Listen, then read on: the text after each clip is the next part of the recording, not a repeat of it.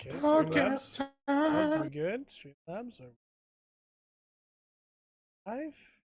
Double check that. Live from New York. I got the notification Sweet. Okay. on YouTube, so that's good. I will retweet from my phone, and then we should be good. Yeah, I didn't get to tweet. As usual, it will be slow at start. Well, my laggy computer at start. decided to run slow now, so it take me forever to open up it. That Yeah, always makes it fun. I like how I got the notification on YouTube, but it's not showing it. That's a great. Yeah. It's like, hey, by the way, the Full Spectrum is going live, and it's just like, oh, cool. Let me go to their page. Oh, where? Right. We have almost 550 subscribers. I know, right? That's crazy. It's insane, Who dude. is There it goes. Who's subscribing to this crap? What? Crazy people. That's who. Why is the tweet not showing Well, up? some of those crazy people are giving us money every Yeah. month. Like not a Which small we amount appreciate. either. Yeah, we To buy appreciate sitting wholeheartedly. cuties. Yeah. Okay, so Dude, that's a full-fledged addiction, by the way. didn't Like say I it's literally, out. I look at sitting cuties all week long to try to decide who I'm gonna get. Well, I'm glad that you dedicated yourself to the fans, Pattrick.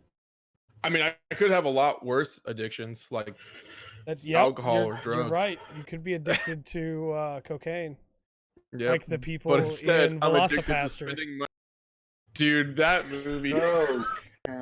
We're gonna get there, Pat. We're gonna get there. We have to talk about that movie. I fell asleep before I even got a chance to join. Andrew, I'm gonna literally tell you the entire hour-long movie in like 5, and Yeah. you're gonna love it. During Pat's week, he's gonna give a summary that is. I'm gonna die during that summary, just so everybody knows.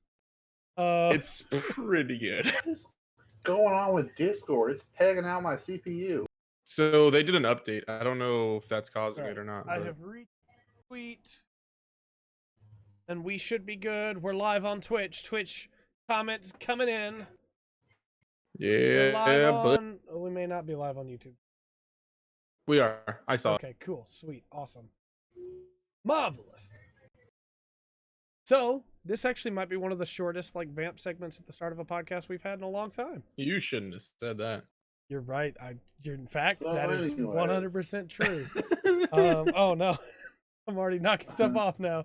the entire stream just dies. No, We get 45 DDoS. minutes. YouTube gets DDoS, and we're just like completely down. what did I do this time?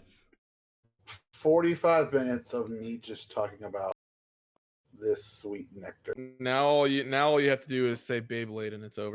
No. So Beyblade. quick announcement at the start of the show. YouTube sent out the email. As of the end of April, the old YouTube studio will go away, which means expect around that time when the new YouTube studio becomes the standard, expect there to be some hitching with Restream and things to act up a little bit. We may have to do that first podcast after the change just on Twitch. Yeah.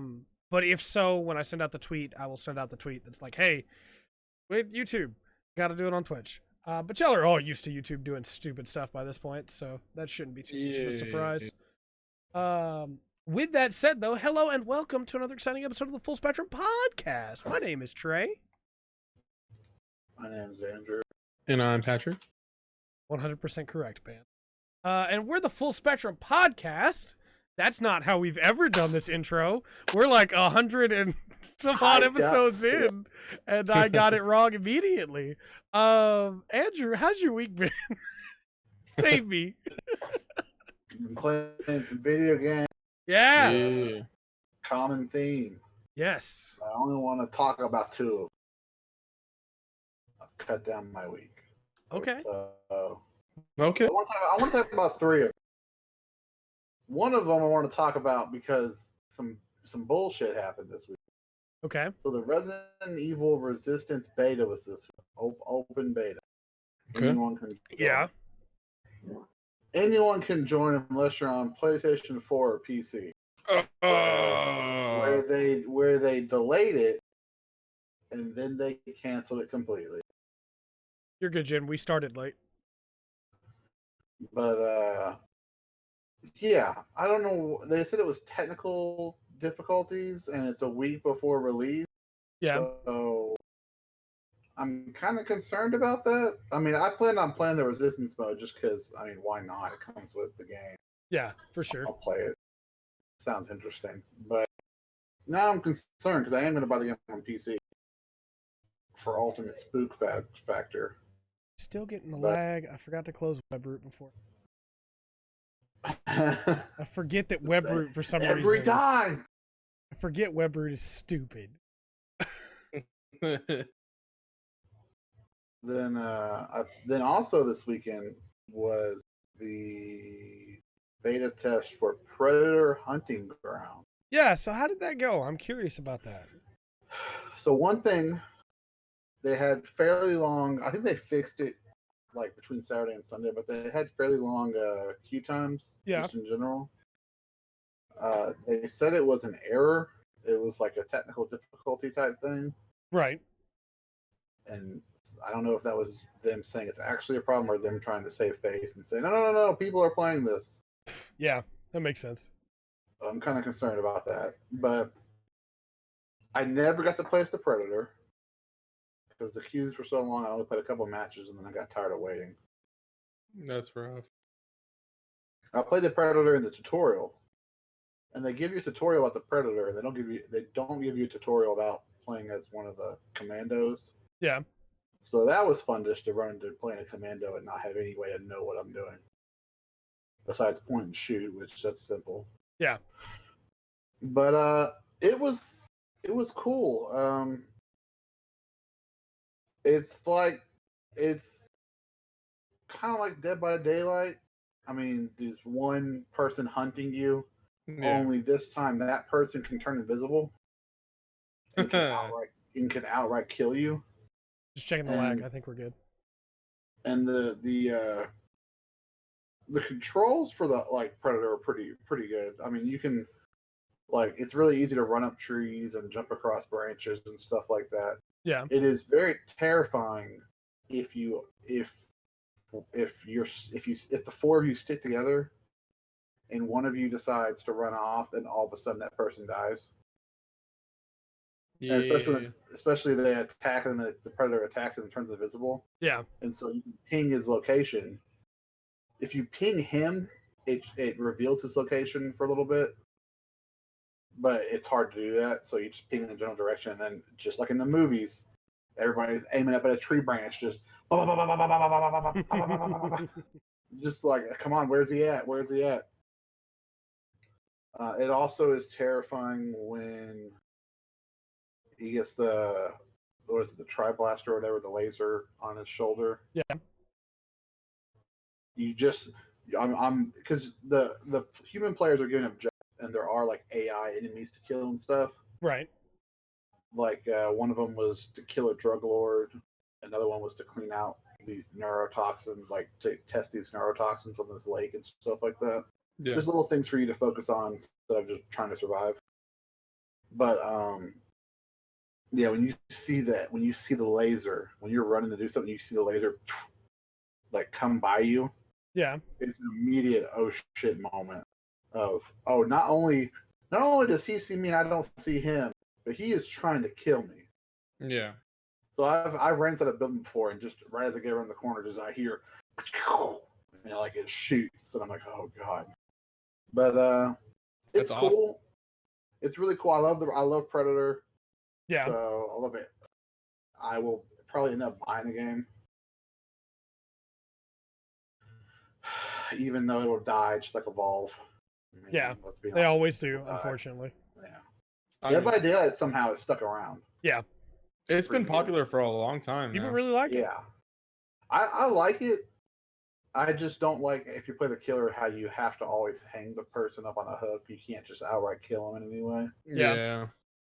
But the killer is kind of OP in some ways, I guess, in Dead by Daylight, so I understand Sure. it. Yeah, they have to find some way to balance it. I'll probably play Predator for a month when it comes out, and then it'll be dead by then. I'm sorry, I just realized I forgot to pull down the green screen, so it's just behind me. Yeah, it's fine. It's like old times, right? For sure. Oh, Predator Hunting Grounds comes out in April? Yeah, it's coming out real soon. Oh boy. People Oh, seem it's to only like it, $40. though. That's not bad at buy it. all. It's not 60. I I'll buy wanna it. see. I'll buy it on PC. Crossplay is enabled. Yeah. But you can Nice. enable it. I enabled it. Just That'll- a few times. As I say, that'll at least kind of give you hope that it won't die very quickly. Yeah. Rocket League's You still would hope. going. Well, Rocket League is like a phenomenon. It's like That's true. car sports. And Well, they also have a lot more money now since they sold their souls to Epic. they've done their best to kill that game too. So It's already dead. It was murdered. I was gonna didn't die. It was murdered. It wasn't killed. It was murdered. I was gonna try and get the now discussing thing going again, but apparently I don't know if it's on the restream end. I don't know if it's on the Streamlabs end. Apparently, it still doesn't want to work. So apologies, everybody. Yeah, it's all good. There's always something. In fact, I can't Always even something see. not want to work right. I can't even see Streamlabs right now because the now discussing window is frozen. So hopefully we're still live and going. Yay! Always some kind of Well. technical difficulty. Always. Please continue with your week, Andrew. I'm sorry. Now it's time to talk about that good. Mount and Blade 2 Banner Lords. Released. Yeah. Early access. Even though we've been waiting for it for 8 years. It's still Thank you early very much, access. Pirate Ghost. I have a feeling Came I know who out- that is. I don't know who I want to know who it is. A friend from Twitter. Oh, okay. I don't know that she wants me to use it. Please tell me about. I still can't see Streamlabs, so please tell me about Banner Lords. Yeah, came out Monday, and I've been doing almost nothing but exclusively playing it. I don't know how to compare it to Warband because I haven't played Warband in probably 6 years. Okay. I 5 or also 6 haven't years, played it so- since launch, basically. Mountain Blade 1. Yeah. But I do know that I like this game a lot. I think they made it more user friendly Yeah. because my memories of Warband were, oh, it's my first time playing this. Oh, I just got demolished and now I'm a prisoner and life sucks for me. Where now I That's have fair. 10,000 gold and I have an army of 47 troops. That seems like a lot of gold, Andrew. It is. What My did you troops only cost like 50 gold a day total. did you use a Raid Shadow Legends promo code? Is that how you got 10,000 gold? Maybe. No. This podcast definitely not brought to you by Raid Shadow Legends. We're not sellouts. But No. we would like to be. No, I'm just kidding. No, they would like us to be. Yeah. I'm surprised they didn't literally hit up every single YouTube channel that is even remotely close to being able to put ads on their Yeah. channel. Yeah. Raid Shadow Legends. They want everybody to sell their stuff. And they have I've seen it before. It's like a 3-minute expose in the middle of Yep. the video. Yep. They're not even just I'm just doing like, come like on. videos anymore either. It's like Twitter, Instagram, TikTok. They're on everything. Everywhere. Well, it's like I remember reminding me. I think it was Gal Gadot who plays Wonder Woman. Wonder Woman, yeah. Yeah, she posted something. If I remember correctly, she posted something on Twitter because she had a deal with some kind of Android phone developer. I forget. Maybe it was Samsung or somebody. Yeah. And she posted on Twitter like basically an ad for the phone. And then it said Twitter via iPhone underneath it. Yeah. And it's like I get that you have your personal preference and everything, but it just looks bad. comes Yeah. off. Yeah, it comes off bad. I'm sorry. But, I diverted you away with that raid question. Oh no, it's good. Tell me about raiding and pillaging. So I haven't done that. I'm a good boy right now. Oh, okay. I chose to be a Sturgian, which they're like the Vikings, Sure. and I hang out in the snow area a lot That's and fair, man. kill looters. I'm So still what is this game? I've never heard of this game. Mountain Blade? Okay, so it's a medieval game, that's for sure. I'm leaving this I one to don't you, know- Andrew. I'm I listening. don't know how to describe it. I don't know how to describe it. So there's an overworld. Yeah. And you right can around the overworld, like a JRPG kind of. you can like roam freely Yeah. through it. And it's all about mounted combat, right? Why it's called Mounted Blade. You can lead your own, for lack of a better term, warband, and you can either fight villains like raiders and stuff like that, or you can be the raider. You know what? It actually is really hard to explain this game. You I'm gonna have look it to up. play the game. That's the only way I can describe it. You have to play it. It's Cool. very open. Yeah. You can do anything and I think some of this is new to Bannerlords, but you can form an alliance with somebody. I was gonna say that's definitely new, but like I didn't play the expansions to Mountain Blade. So it was like a first-person fighting game, RPG fighting game. Did you ever play Chivalry, Pat? It's- No. Okay, so Chivalry is like a first person. If you ever played Skyrim, Pat? Yes. of course. Okay, imagine the like sword fighting from Skyrim, where it's the swinging. You know, Yeah. that is Chivalry, except you have to time your swings right and you can parry and stuff. Mountain Blade is that on a horse, but you can also use a bow. Well, yeah, you don't have to be on a horse. Yeah. If you're a pleb. You need to be on the horse. It's called You Mountain need to Blade. be on a horse. Yeah, you need to be on a horse. Like I'm the only person in my army right now that has a horse. And every time a new thing is you can do formations and commands and stuff like that. So every time I just yell at them to charge, and then I ride around in a circle around the guys, just releasing arrows just at them, getting some kills. Like I'm watching people fight. So And the can original also- Mountain Blade. I know this is new in Bannerlords. You can have a child, and I don't think it's in the game yet. I think it's something that they're working on through the early access period. Have a child, and your character will eventually someday die, and you continue the story throughout your lineage. interesting. Okay. So is it like multiplayer or is it single player? Both. This is Multiplayer partly is like why a- it's so hard to multiplayer is- explain. Multiplayer is like 100 versus 100 siege battles, which are just how much complete is this game? insanity. It's 50 if you don't have any other games in the series. Yeah, because it's like an Alright, upgrade, right? If you do.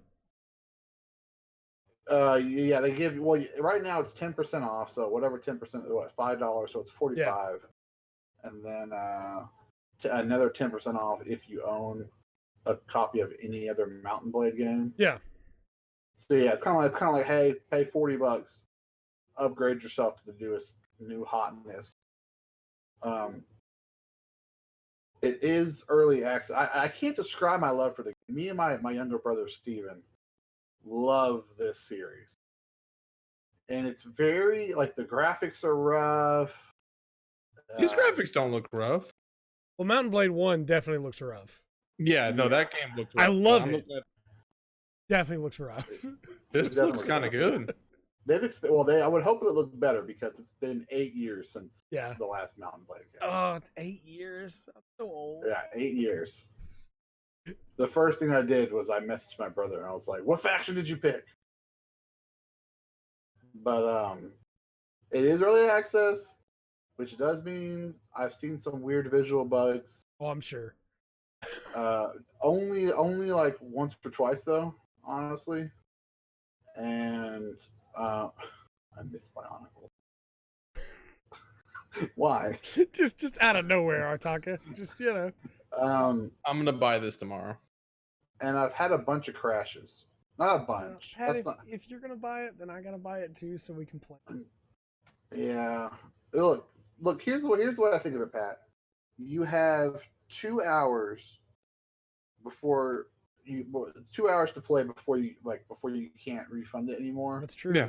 So play the tutorial, get out the tutorial, play around a little bit, see what happens. Like That's I said, true. it's all very open, so you get like a quest at the beginning, Mm-hmm.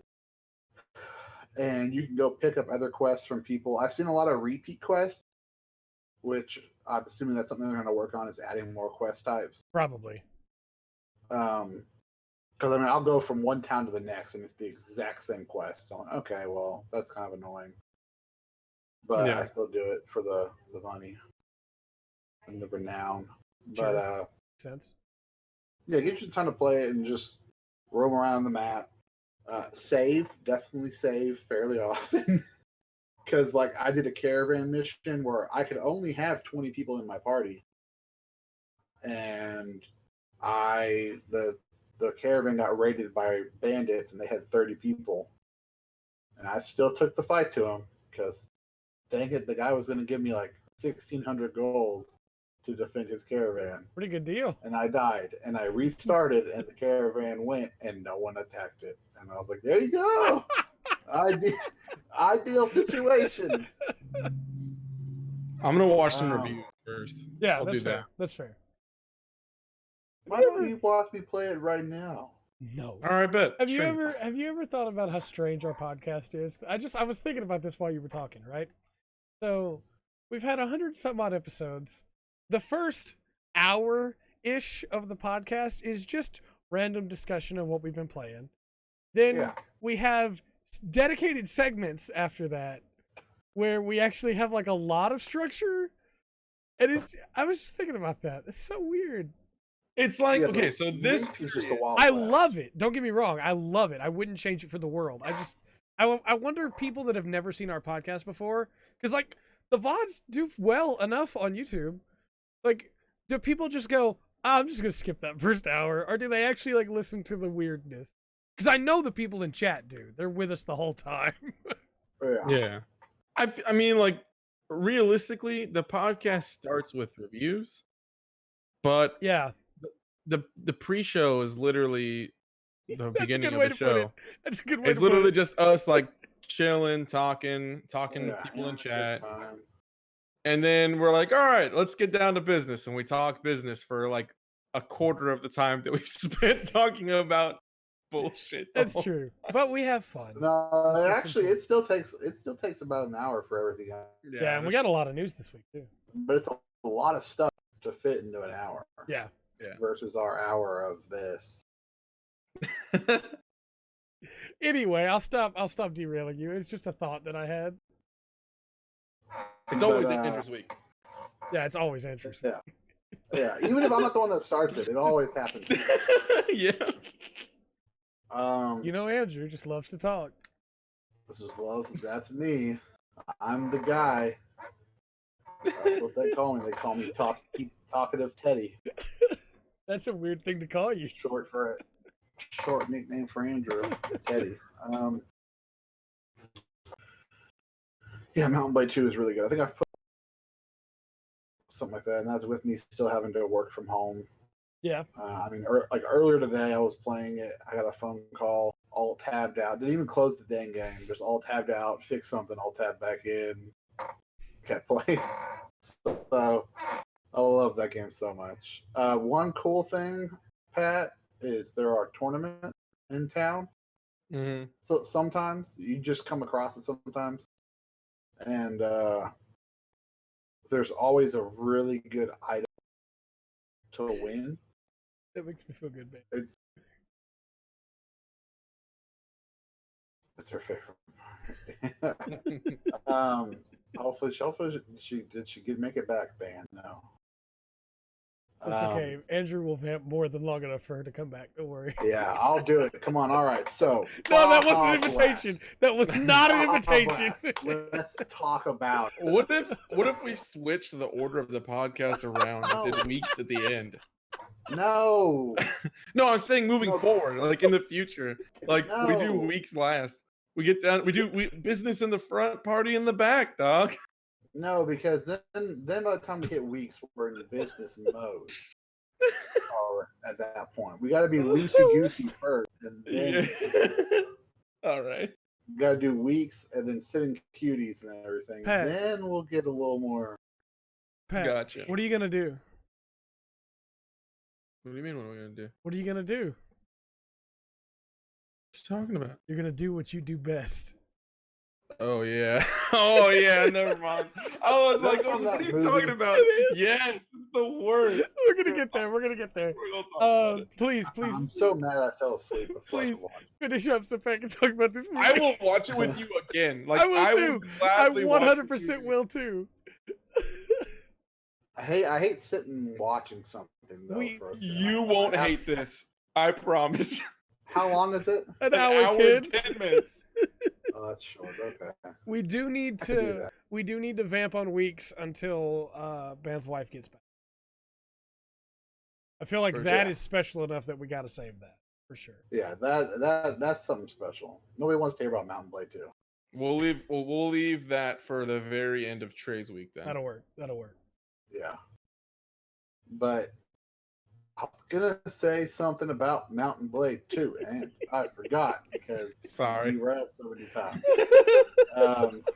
It's great. You liked it? The one of the things was the tournaments. There's a good item you can get at the end. Even if you already have the item, it's good to win Because you can sell it, because right? you can sell it for like 3,000 gold. Dang. That's where my fortune came from, was just winning all these tournaments. And That's you true. can also make bets on yourself. Wait, what? So you can make bets on yourself. Oh, nice. So you can bet up to 300 gold per round. You do that. You in can Fire make Emblem. a little extra change. Can you really? Yeah.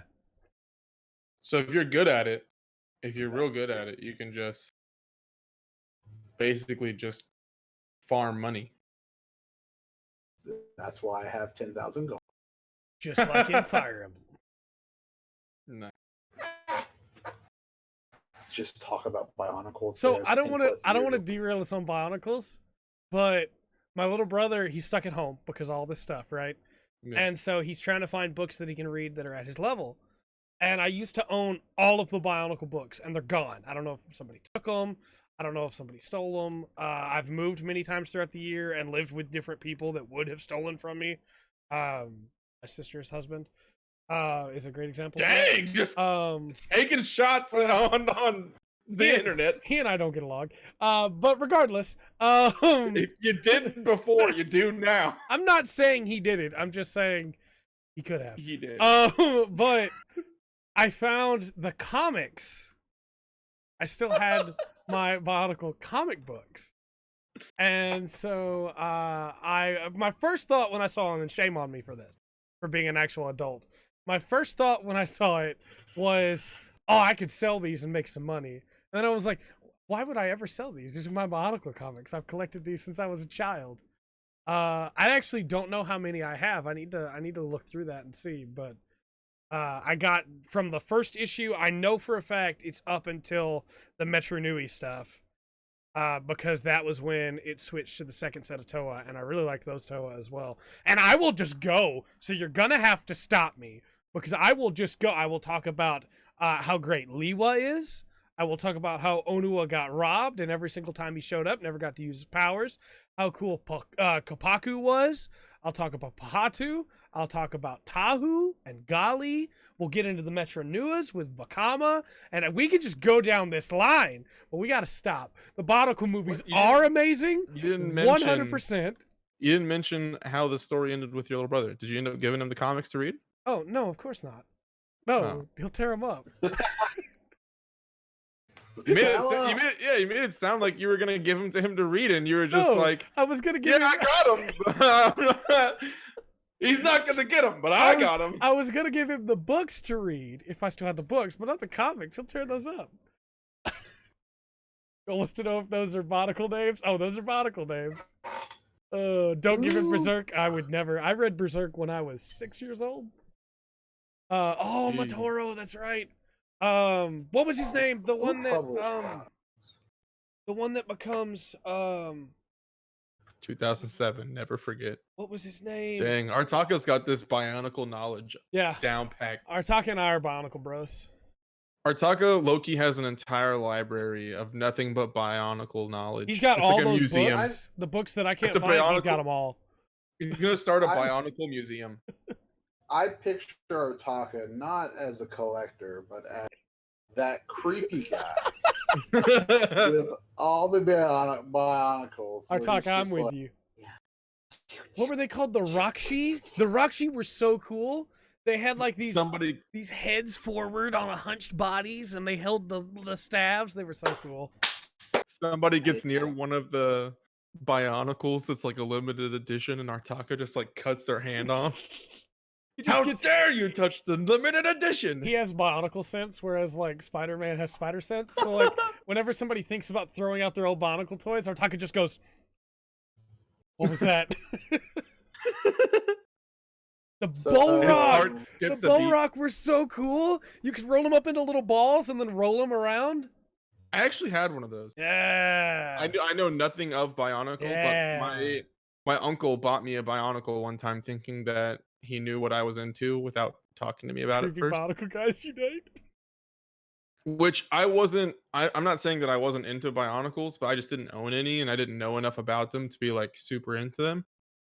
So he gave me one. I mean, it was cool. I played with it. It was a cool toy, but I mean, it didn't have an effect on me. It was just like, why do I have this? So, can I tell a quick funny story about Bionicles before we move into your week, Pat? I'm sorry. Sure. No, we were talking about. Oh, okay.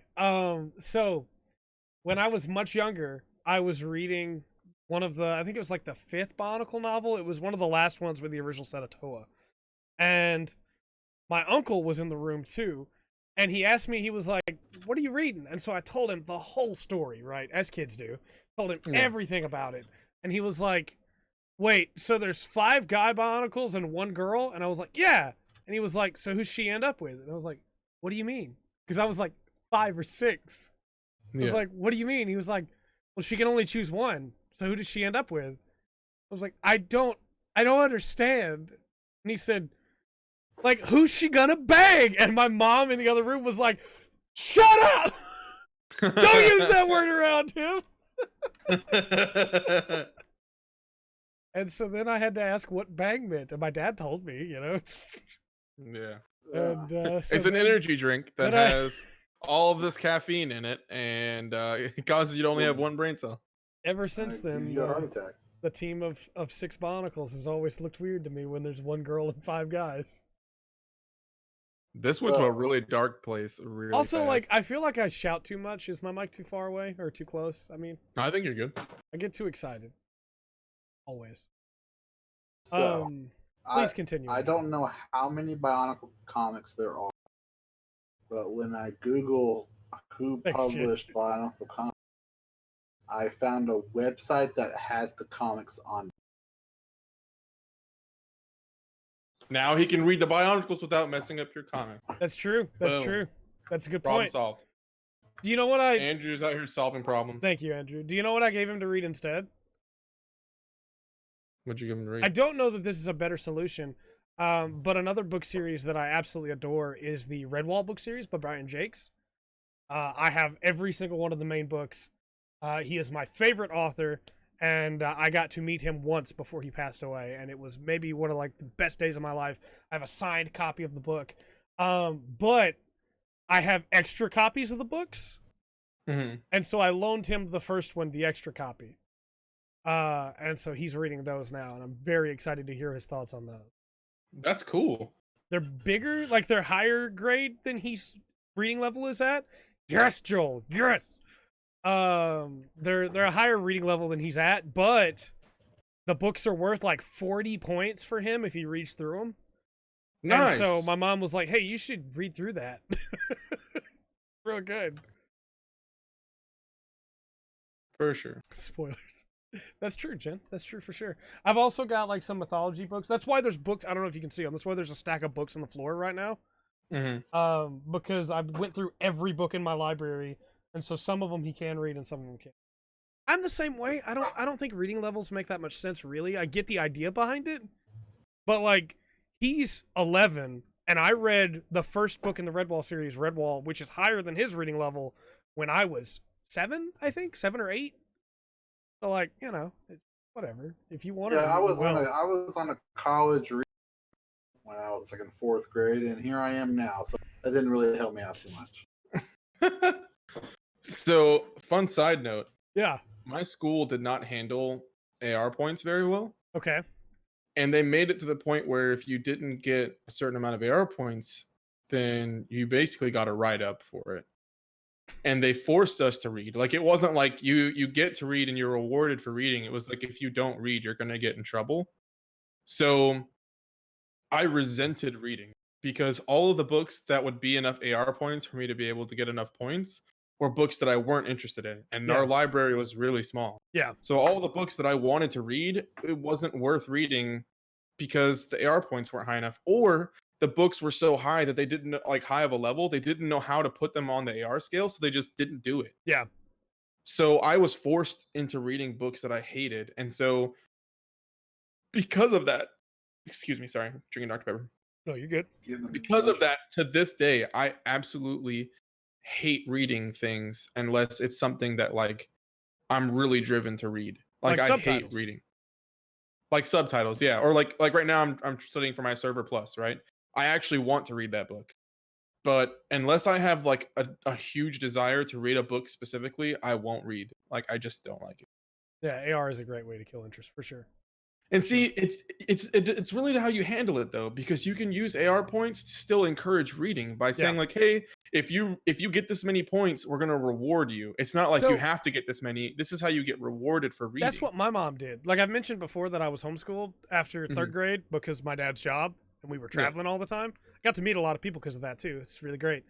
But my mom was smart about it and she was like, hey, if you read this many books in a month, we'll buy you another video game. It was like, heck yeah, I'm going to read that many books. But then she was like, well, you can't just read 100-page books. Every single one of them has to be at least 300 pages each. Okay, that's a novel. So that made me read full-on stories, you know, full series and everything. I read Lord of the Rings. In fact, I was reading The Lord of the Rings, The Two Towers, when they were sewing my leg back together after I tripped and cut my leg open in Vermont. And the doctor was like, we're gonna give you like a numbing effect here. Like, we're gonna put you under. You're not gonna be able to keep reading that. And I was like, but I gotta read it. I want Pokemon Stadium. You had to get Pokemon Stadium. Lord of the Rings is so good, man. But yeah, so because of that, I legit hate reading. Like I hate to do it. I hate it, man, because there's great books. Yeah, and that's the thing. I have read great books. And there's books that I can't remember the names of them anymore, but if I see like the book art, like the cover art. Yeah, the cover art. Mm-hmm. I'll remember it instantly and be like, yeah, you should read that. But like, I never read any of the Harry Potter books. I never read any of the Lord of the Rings books. I never read any of those books because I felt like I had to read them. Like, it was a forced thing. And it's just like, you're not going to make me read. Yeah. No worries at all, man. One good thing too, then, Pat, we're not sponsored by Audible, but we could be. Audiobooks is an option too. You know, especially for people that don't have time to read anymore. I know right now most of us are stuck at home, but when you can't be, and you can go to work normally, audiobooks are a great way to fit in extra books if you want to be able to read more but don't have the time to. I have been consuming, while going back and forth, because I can still go to work, we're just short shift at work. While going back and forth to work, I've been working through the Expanse series for the last 6 months. And that way. Still read at the house, but that way I can read. The Expanse. Isn't that a TV show now? Yeah, that's what originally made me want to watch it, or read it, because like people kept saying that the Expanse show was good, but not as good as the books. And I was like, okay. And actually, viewers of the podcast don't get to see us play D&D, but one of the characters, and I won't say who, one of the characters from our D&D session, one of the NPCs, I lifted straight out of the Expanse and used. You know what? I've been wanting to watch the Expanse, so you're gonna figure out who it is really quickly. Now is as good as the time as ever. It's Food House. There's just a village idiot in the show. No, Fugjas is one of my own characters. There's a character in the Expanse who just is like, whatever my name is Cleb. And I'm like, oh, there it is, Trey. I'm pretty sure he told us. I love the Expanse novels in audiobook form. I think they're really, really solid. The characters are so well done. I'm really enjoying it. I'm on... What am I on? I can check. On... Dan says they cannot recommend The Expanse enough. Yeah, The Expanse is really good. The Expanse. I'm on Nemesis Games right now. I really like them. They're really good. They're by James S.A. Corey, for anyone that was curious there. Somebody was asking who you lifted from Expanse on Twitch. I did see that, Joel. I'm sorry. I was checking to make sure. I lifted... I'm trying to remember his name right now. I completely blanked on it. It's the cop from the first one. Miller. Detective Miller. I lifted Miller. Yeah, 100% lifted Miller. Miller's so good. Do you guys want to guess, knowing that it's the cop, who he is in the NPC? It's Merrick. It's 100% Merrick Arboretum. Well, I could have swore you said it. So I could have swore you said it in the middle of the campaign last week. So the giveaway is that the line that I use to get into Merrick's voice every time is Miller's line, "Doors and corners, boy." Or kid, doors and corners. And like that's how I get into the mindset of that character to be able to play that NPC. That's awesome. Yeah, Miller's great. Detective Miller's so good. If you watched Expanse over Gundam, well, that's fair. The Expanse, like, I really want to watch the show. I haven't seen it yet, but I love the books. My favorite character, though, is actually Amos Burton. I love Amos. So good. I'll put it this way. He is, like, just this side, like, the lines here of sanity. Good guys are over here, and Amos is over here, and he's just on the side of the bad guys while still being on the side of the good guys, and it's really good. I love him. You did a bonus episode on The Expanse? Really? All right, I will check that out then, for sure, 100%. For anybody who doesn't know, I've plugged the podcast on here before. The King of the What Now One Piece podcast, that is where Pirate Ghost Host and KOTWN Pod are from. Good friends of mine on Twitter, and Jin as well. Good friends with Jin as well, I believe. And so, you know, check that podcast out if you like One Piece, and if you don't, they did a special Pokemon episode. So, you know, keep that in mind. Nice. But yeah, I will absolutely check that out. I need to watch the show. Amos is sociopathic. How did we get here? What path of derails led us to the Expanse? We were and Band's wife is back, so we could continue if we wanted to. I'm not sure how we got lost on this path. We got all the way to the Expanse. It's been a fun ride. And then That's true. We talked about books, then we got to audiobooks, and then we got to the Expanse. That's right. Yep. And now I'm reminded me that I gotta watch The Expanse, so I'm gonna watch. Yeah, I need to check it out too. I have Artucket. Those are really interesting. DMC5 is still a really good game you should play. So yeah. I think DMC5 is overrated, right, Artucket? Pat, how's your week been? We'll try and get a spectrum of normalcy back. Not gonna lie, work has been interesting because we're an essential business, so we still working, and in a lot of ways it kind of sucks, but you do what you gotta do, right? Yeah, I just need to be thankful I have a job. Sure. Outside of playing the normal stuff like TFT, Smite now, Heroes of the Storm, League, Siege. Don't like Smite? Yeah. I mean, to be fair, you don't really like MOBAs, so that's also very much true. A first person, I guess not even over the shoulder MOBA probably wasn't gonna be much better for you. I will say those gods are really cool. They were really faithful with almost all the male characters.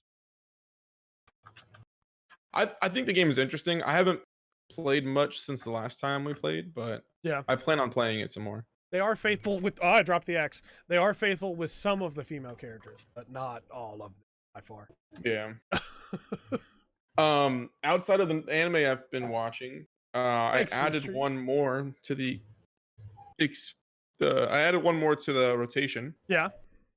I started watching Haikyu.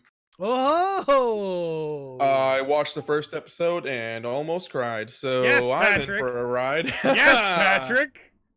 I'm super hyped. Pattrick, Haikyu is really good. The end of the first episode literally was just okay. Yeah, that I knew that was gonna happen. There's no way that wasn't gonna happen. It's Super a really hype. good show, yeah. I've heard so many great things, and I had to make a new profile on my Hulu account. Yeah. So I went and added all of the anime that I've seen / want to see that's on there. And I saw it on there and I was like, man, I've literally been saying I'm going to watch this for a long time and I haven't. Let me just watch the first episode while I'm here since I have some free time. Yeah. Watched it and I literally was like, oh, this is awesome. Pattrick, you I haven't can't even wait met to my see favorite this. character yet. I'm sure. Oh, there's so many good Haikyu characters. I need to get caught I'm up on the super excited. manga. I keep getting What told is like this some really crazy. about? It's a volleyball anime. Oh, okay. It's really good too, and the shading, the character style, like the designs, the style, Dude, it's so good. the artwork is phenomenal. Yes, Phenomenal. I need to get caught up on the manga. The voice acting is great. The story is good. The first episode, anyway, super good. Oh, Jin, you gotta go back and watch the rest. It's good. It's really good. Yeah, I'm not surprised that that's literally the direct translation of the word. Why not? There's never been one before, so why not just name it that? Yeah, true. And then I watched a movie with Trey, Oh, which yeah. we're probably going to talk about at the end of your week. Okay, you still want to save it because Man's wife is back. I mean, I could go ahead. Go if you ahead. want. Go ahead. That gives me time to compose myself for my week. Full warning, by the way, if you actually want to watch this movie without having any even remote spoilers, just mute for like 5 minutes. I'm gonna put the spoiler hand up. Your hand's gonna be up for a minute. Okay, You might as well just. I'm gonna put the spoiler axe up. There you go. That'll be easier to hold. All right, Andrew, you ready for this? I'm ready. This movie is phenomenal. Even after telling you this, I still recommend we watch it. Okay? I don't know So- that you need to say the entire plot, but say the best parts.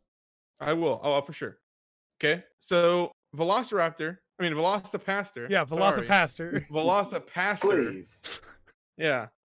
Is about a priest, not a pastor, a priest, a Catholic priest, whose parents die in a car accident. So the other priest, that's his his higher up, is like, Father hey Stewart. Father Stewart. Father Stewart, yeah, the best character in the whole entire movie. Father Stewart's like, hey, go where God won't follow. And if he still followed you there, then you know he's in your heart. So he goes to China. Why he goes to China, I don't know. No, It's actually just he goes to Vermont. Yeah. It's not actually China. It's literally just a backyard of stuff someone else's. While he's in China, he sees a China woman running, and she gets shot by a Chinaman and with a bow and arrow. Okay, she hands him the tooth of what we later find out is a velociraptor. He cuts his hand on the tooth, and immediately is transported back to America. Boom, like that. Now he's in America. Okay, and also when he gets really hungry, he turns into a velociraptor. That's actually a T-Rex. No, he turns into a T-Rex. But they call it a Velociraptor. It's not a velociraptor. It's a T-Rex, okay? I'm gonna die. So he goes around eating people and he feels bad about it and he saves a hooker from dying because the dude's about to kill her. Don't spoil She the whole takes- movie. Okay, all right, okay. Long story. Okay, I can't. If I ruin the whole, it's hard not to ruin the whole movie, to be honest with you, because the movie's about nothing. I'll put it to you this way: there's a Vietnam flashback. Yep. Oh, there you go. There's an entire fight scene that makes no sense. People learn Taekwondo out of nowhere. Okay, there's a church organization made out of ninjas that sells cocaine. Okay, so that they can create a holy army. Okay, there's literally what would be, I guess, a sex scene while he's bleeding to death. Is he in Velocipastor? No, he's back in No. human form. The story literally just adds characters into the story as it goes that were supposed to be in it at the beginning. For example, you're my only son. Yeah, his dad says to him, "You're my only son," but later in the movie, he all of a sudden has a brother that was there the whole time. They just showed the same scene panned out, and there's another kid sitting there all of a sudden. Oh, you forgot the moment. I won't spoil why it happens, but there's a moment where a pimp is just like on the side of the road, just going, "Yeah, yeah," for no reason, basically. Also, just for the pimp. Also, this definitely rated R because you do see a dude's dangling. It's possible. It's possible, Cat, for sure. But you know what it probably was? It probably wasn't his actual thing. It was probably just a banana for the sake of the joke. Oh, probably, yeah. Oh, because it looked like he was trying to be a Velma cosplay. It did. He was in a dress. And it was really bad. He was in a dress with what looked like no underwear on. It was really bad. Oh, Pattrick. Oh, you gotta stop. If you bring up the one thing, I'm gonna die. There's so many things that I want to say, but Trey told me not to ruin the movie. But I'm telling you right now, there's no way to ruin this movie because it's so stupid. I'm saying this stuff, and you're probably like, yeah, there's no way that's actually happening. So, I will tell you, Pat and I recorded our reactions to this. And I'm gonna try and cut together like a mini version of it where everybody can watch the movie with us. But it's only gonna be like cuts. It's gonna be the best moments because clearly we can't do the entire movie. That's piracy. I also thought about maybe just releasing audio, but because the way that we recorded it, it also has the movie audio in there, so you'd have to time it like really close. But regardless, at the end of the recording, Pat gives a full summary of we literally walk through the entire movie again. And at least that is going on the channel. For sure. This movie came out last year. And I'm dead serious. There is a moment in the movie that led me to believe the movie was on purposely bad. There's a moment where the main character gets shot with an arrow, and when he gets shot, it cuts to film reel, and then it transitions to the next scene. And that led me believe they did that on purpose, because like if you're just recording on a regular movie camera, it's not gonna do that. It was definitely on There's purpose. another reason why I think it was on purpose. And Pat, I saved this. I didn't tell you about this sooner because I wanted to save it. The tweet that I sent out about us watching this movie and how it was the worst movie I've ever seen, but it was phenomenal. The Velocipastor Twitter account liked that tweet. No, they did not. No, they did not. Yes, they did. I'm looking this up right now. No way they did not. Did you add them or hashtag it? I just used the name in the tweet. They must have searched it. No way. And that leads me to believe it's 100% on purpose. So where is this tweet? Everybody should watch this movie. It's rated X by a team of Christians who hated it. By a Christian jury. Yeah. That's what it said. All Christian jury. But there's no nudity or anything in it. There's language, but it's also like it's bad on purpose. So like it's fine. Everybody should watch this movie. When my siblings are older, they're gonna watch this movie with me for sure. They totally did. I told you. What? They totally did. You didn't believe me, Pat. You didn't believe me. But Trey, why would they care? I'm telling you, it must have been on purpose. They must have tried to make a terrible movie, and they succeeded. But they also tweet is a gif of the fight scene.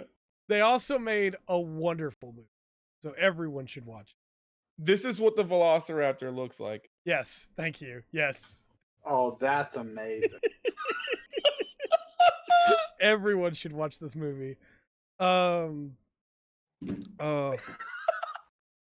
gonna put the axe back up for just a second, and then we'll move into my week, and we'll move on to the rest of the podcast. But I have to point out,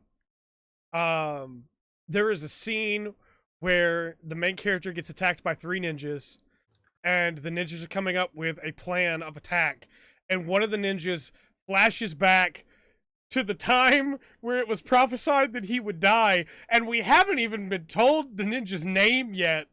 And he thinks about how he didn't get to marry the woman he loves, and then they just fight. Oh, and one of the ninjas that's supposed to be Chinese is Australian. Yep. Very, very Australian. Very and he's obviously going Australian. during that scene. He's going over the plan and talking about it, and then this ninja who's actually Chinese is like, "Man, I just wanted to marry my wife. I was told I was gonna die here, and I can't marry my wife because of this." And the whole time he's like, "Hey, you got the plan?" Oh yeah, he's got the plan. He's always got the plan. And it's just like, no, this is going in so terribly. Oh, Zombeaver sounds amazing too. I want to see that now. Kung Fury, yes, absolutely. And then Well, I've seen Kung Fury. That's good. I told Pat we have to watch Birdemic, which was my favorite terrible movie before this. But we're definitely Jesus Christ, Vampire Hunter is on the list. That's on the list. Hold on. We're definitely gonna make a habit out of this. Vampire Hunter. I gotta check this out because it has an 80% on Rotten Tomatoes. I'm telling you, look at Velocipastor. Yep. Out of all the reviews on Amazon, it had a 5.3 rating. Yeah, we're gonna definitely be making a habit out of watching these terrible movies. I have seen Abraham Lincoln Vampire Hunter for sure. I've seen that. You did not say crikey. I'm sorry. It would have been nice. I was waiting for him to. Also, there's a moment. We have to move on, but there's a moment where one of the ninjas looks like he's gonna run away, and I started yelling, "Please run! Please run away!" Because it would have been like the most beautiful spice in a soup if this ninja had just gone, "Nah, man, I'm out," and just dipped. But instead, he goes and gets a really tall 12th grader. Yeah. We gotta move on. I will say there was one point of the movie I was super disappointed in. What part? At one point, there's a Besides montage. the entire thing. At one point, there's a montage. Oh, yeah. And I knew what the montage should have been, and it was not that. And when you watch the movie and you realize the montage is starting, your brain's going to go to the same place of it should definitely be this. And it's not that. But other What's than funny that, is like right before it, movie. Trey's like, "Oh, there should be a montage." Yeah. And like they started the montage, he's like, "Yes, they're doing the montage," and it was not what he wanted. He was like, Nope. "I'm so disappointed in this montage," and it was just Trey upset the whole time. it's the only time I've actually been upset with that movie. Everything else was so unbelievable. Oh, we got to move on. Every single time I thought the movie was at a point where it was like, they can't make this any worse. And then I jokingly say, what if he has a Vietnam flashback? And he has one. And I'm sitting here like, this movie literally gets worse by the minute, dude. So I just got done watching a trailer. Jesus Christ, Vampire Hunter. We have to watch it, right? That movie looks like art. I mean, Yeah, dude. Okay, well, let's move into my week so we can get to the rest of the podcast. We do have a podcast still to cover. We've been talking for almost an hour. Yep. about Bionicles. We'll hit my week real fast. I don't have that much to talk about. I finished. Don't do drugs, kids. Also, just real quick, Velocipastor, a character gets an eye patch, so immediately became the best character in the movie. I'm just saying. Remember that. Yep. So, for my week, hold up, I forgot. Yep. Okay. The Chinese ninjas are speaking in Chinese, Yep. and they have one person that doesn't speak Yep. Chinese, but he responds to everything in English Yep. like he knows Chinese. As if they're all just speaking the same language.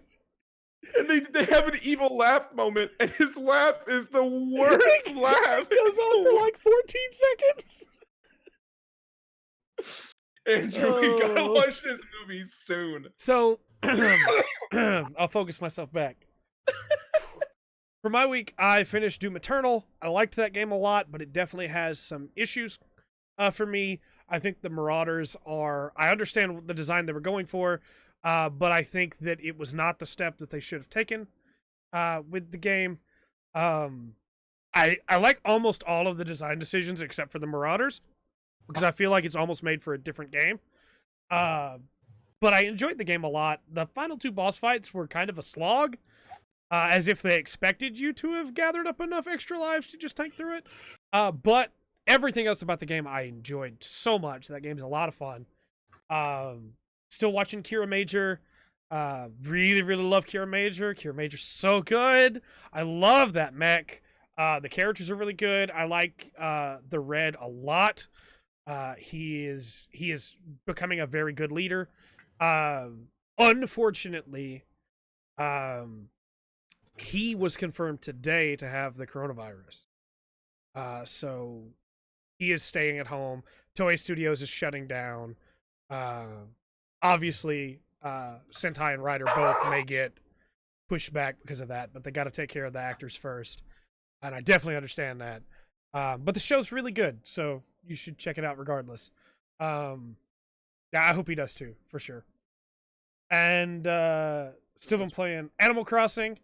Yes, me too. Yeah. I have to give a special shout out to Joel and Kat, who are both in the chat on the Twitch side, because they gave me apples and peaches and cherries. And so I've now planted those. And in a couple days, I will have apples and peaches and cherries. I mean, Andrew already has apples. I say Andrew's wife already has apples and hasn't given me any. But we don't have on. Give me a second. I'm literally about to put my friend code in chat. I want everyone to add me. This game is I should do that too. I'll send out a tweet later that has my friend code on it because I forgot to do that. But yeah, I'll have those, Pat, if you need them. Anybody else in chat that needs them? Keep moving it forward. I'm putting my friend code on the Twitch side.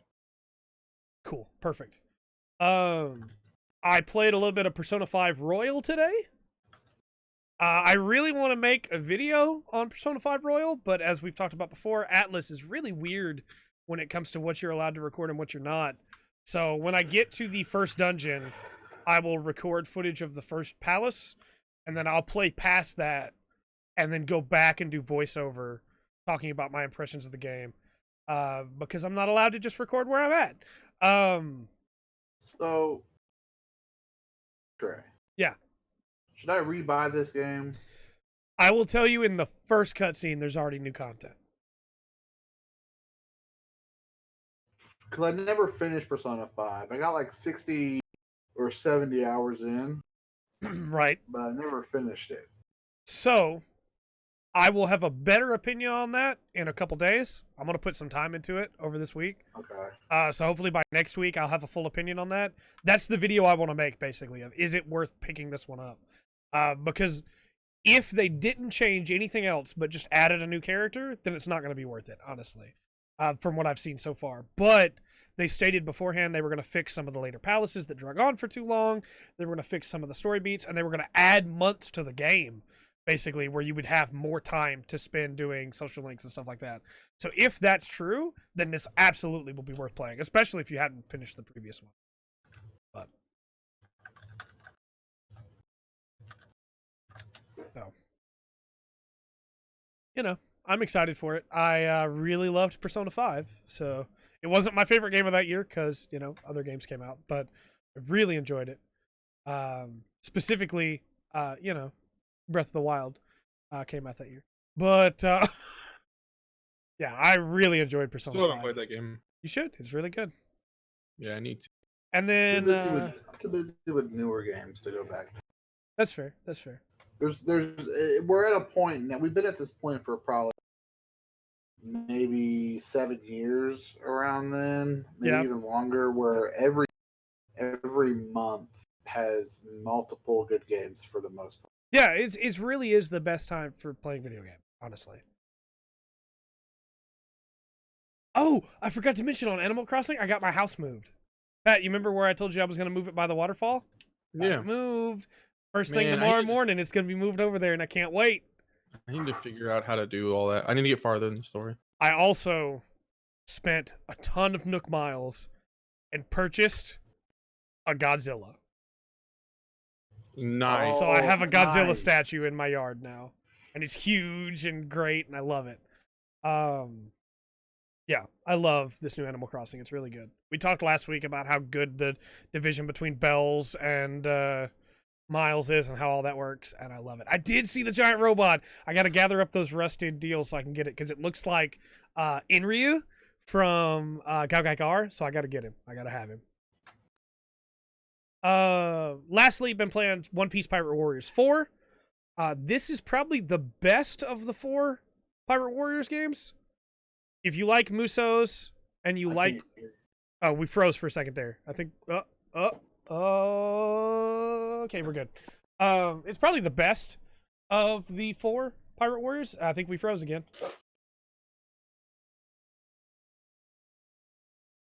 Are we good? Is he cutting out for YouTube, Pat, or is it just me? Are we No, he was good? cutting out for me too. No, we're still not good.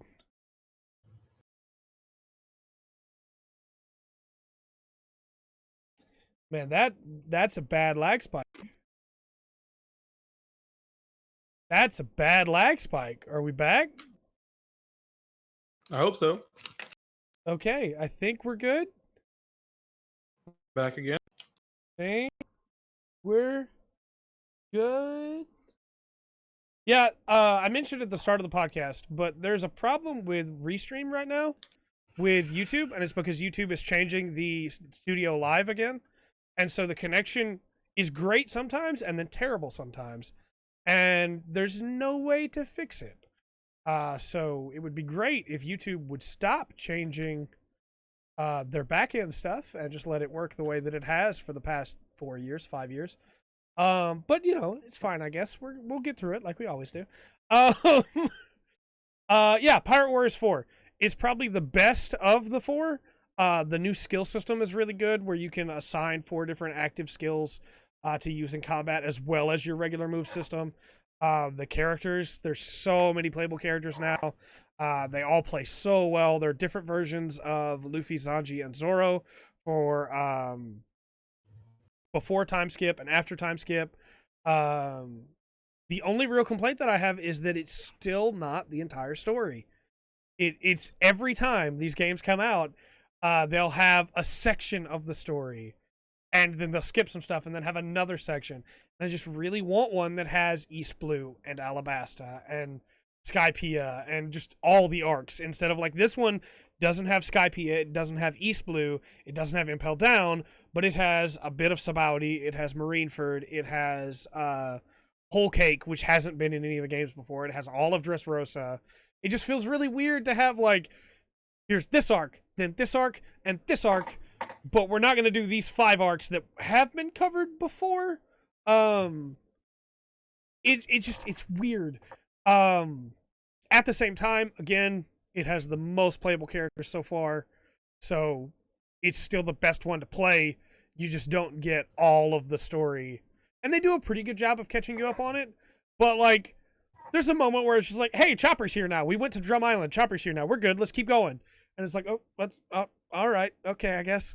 And then the other big complaint is that you cannot play any of the other Straw Hats except for Luffy, Sanji, and Zoro in the main story until you get past the time skip. Up until that point, you can't play them any of the other ones because they didn't make pre-time skip versions of their abilities. Yeah. Well, you can play as Usopp for like 1 chapter. But all that said, they went with their A game on the movesets. You can play as Katakuri, and he is amazing, and he's huge, and he's great. You can play as Eustace Kid, and he does rocket punches. X-Drake is there, and I really hope I can play as him because he turns into a T-Rex, but I've had to fight him a couple times, and he's been rampaging around the battlefield. Nice. Beige is like, he's like a Don, like a mafia boss, and his power is that he ate the castle fruit, and people can climb inside of him because his body is a castle, and they shrink in size to go in. And so you can play as him, and his whole kit is built around summoning his men, and then they run around the battlefield, and you have abilities that call them back to you to fight, and they'll come back to you for your special abilities, and it's really, really cool. They did so good with movesets. Trey, Yes? is Pat's camera purple to you? It's not purple for me, but Pat is like instant transmissioning around his room every once in a while for me. Oh, okay. Awesome. Yeah, I think your camera's dying, dude. We have an extra here at the house. I can mail it to you. On my end, it looks perfect. That's really weird. Oh, okay. I'll leave and come back. Y'all keep talking. Okay. To answer chat's question, specifically Joel's question, 4 ends with Wano, and it specifies on Wano that it is game only. I think you're good, Pat. Because all of Dressrosa's there, and then you do all of Whole Cake, and then when you go to Wano, it says Wano Kuni, parentheses, game only ending. And so it's clear that they're just gonna make up an ending for Wano, and I have no idea how that's gonna go. But it could be fine. I feel like, and this is going to sound really hypocritical because I love these games and I want them to come out, I feel like they should only put these games out after the end of big arcs. Because it's been 5 years since the last one, almost. We have all these new playable characters, and they're great, and it's really, really cool, right? But we get to Wano, and I'm like, man, I can't wait to play as this character from the most recent arc. And then I go, oh, there's no way this character's playable because they've been working on this game for the last year. This character didn't exist in the manga before they started working on this game. That sucks. And it's like, you can't ever get them all as the story's still going, right? The story's still continuing, so there's always going to be new stuff coming out. But it feels really weird to be like, we're like halfway through Wano right now, maybe close to the end. And if they had just waited another year, we could have had all of Wano in the game too. So, I don't know. It's tough to balance that, right? When do you put the cutoff? Do you say you only can start making the game after an arc? Because by the time the game comes out, another arc's already started anyway. So, it's tough, you know? Yeah, they couldn't let you play as Yasue. That would, no way. You'd be too strong. It does make me sad, though, because, there's so many cool manga characters that just aren't going to be. For sure. Yeah, Final Private Warriors. After it's all done, that's such a good, either call it final and have the entire story, or call it Muso Forever, or Eternity or something, and just have all the story arcs with all the characters. You can pull the characters from the previous games for their wireframes for their movesets, and then just give them new moves if they have them in the manga. I'm not saying it's easy, but you can do it. Good, yeah. So, just a thought. No one would be able to play it with that 100%. 100%. I'm really nervous that I won't be able to play as Kinemon, even though he's in the battlefield with me. Because I don't talk about One Piece often on the podcast because you guys don't watch it or read it. But I really like Kinemon. And so I'm really nervous I won't be able to play as him. And I haven't looked it up because I want to get to the end and not be disappointed. But we'll see. I think they've done a really good job with Sanji and Zoro all have their new moves. Luffy has his new moves. You can play as Ichiji, Niji, Yonji. You can play as Carrot. All of the new characters basically from Whole Cake. They did a really good job with the game for sure. And if you're a One Piece fan, it's absolutely worth picking up. If you're a Muso fan, it's absolutely worth picking up. But if you're a One Piece fan, do know some of the big arcs just aren't in there.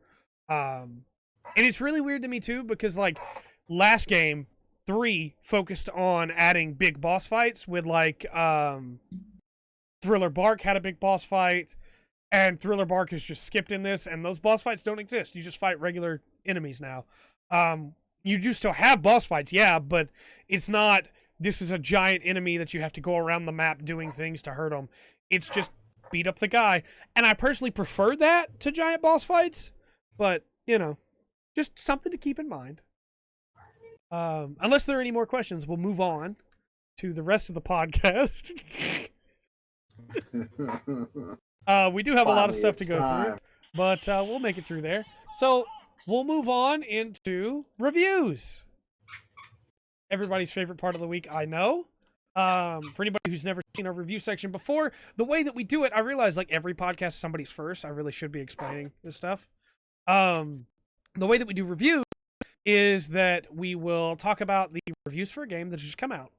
And then we will have everybody guess the scores. I'm looking at them because I've got them pulled up, so I can't guess. And normally Andrew's already seen them too, so he's normally not allowed to guess. But everybody in chat gets to guess. Pat gets to guess. I haven't. I saw RE3 when they first dropped. Yeah. I don't know where it's at now. I do not blame you, Ben. So once the page loads, I'll be able to start this because it's being fun with me over here and not wanting up. I wonder if it knows we installed the ad blocker to stop the 542 ads that OpenCritic runs. I'm not making that number up either. That's an actual number. I feel like that's got to be part of why it loads so now. I don't know. I could just be overthinking it, but It's gotta be it. so let's talk about RE3 Remake. Right, it's soon. It is a remake of Resident Evil 3, a game that was very popular back in the day. RE2 Remake did gangbusters last year. So, what do you guys think? Had You like think a it's gonna 92. do? You think RE3 is gonna do really well? Was that? I guess that was your roommate. No comment. All right, I'm gonna pull these up on my phone because OpenCritic is just a white screen. Oh, it heard me. Good to go. I've said multiple times that I hate living here. Yes. So what do you guys think the critic score is for Resident Evil 3 Resident Evil 3 remake? 93. Okay, Pat says 93. Oh. I'm gonna go with what it was last time. You cut out there, Andrew. What number did you give? 81. 81. Okay. Okay, chat's giving their answers. I'm gonna hit the button. When the light turns green, time's up. Okay, the score is 81. I was way off. Oh, so it hasn't changed then since I saw it. No, it's pretty set here. It's pretty Okay. set. Yeah, it's not reviewing very well compared to the last one. It's still not doing bad, but compared to we say RE2, that, but the 80 is still great. yeah, compared to RE2, it's not doing very well at all. But people really seem to like it still. So let's get into some reviews, and then we'll do the recommended score while we wait for Pat. Welcome back, buddy. Hello.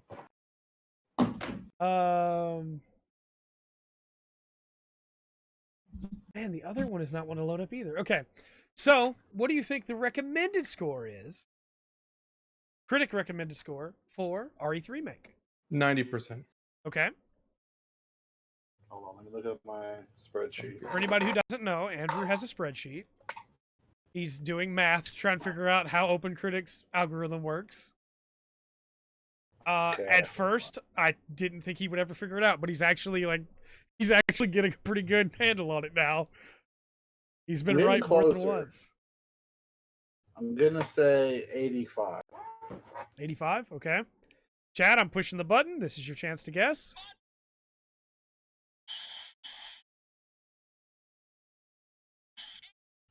I don't know why we're all completely silent while it counts down. Yeah, right. I was It's a- sitting here thinking, why are we all quiet? But then I also was, I have to be quiet. It's 80%.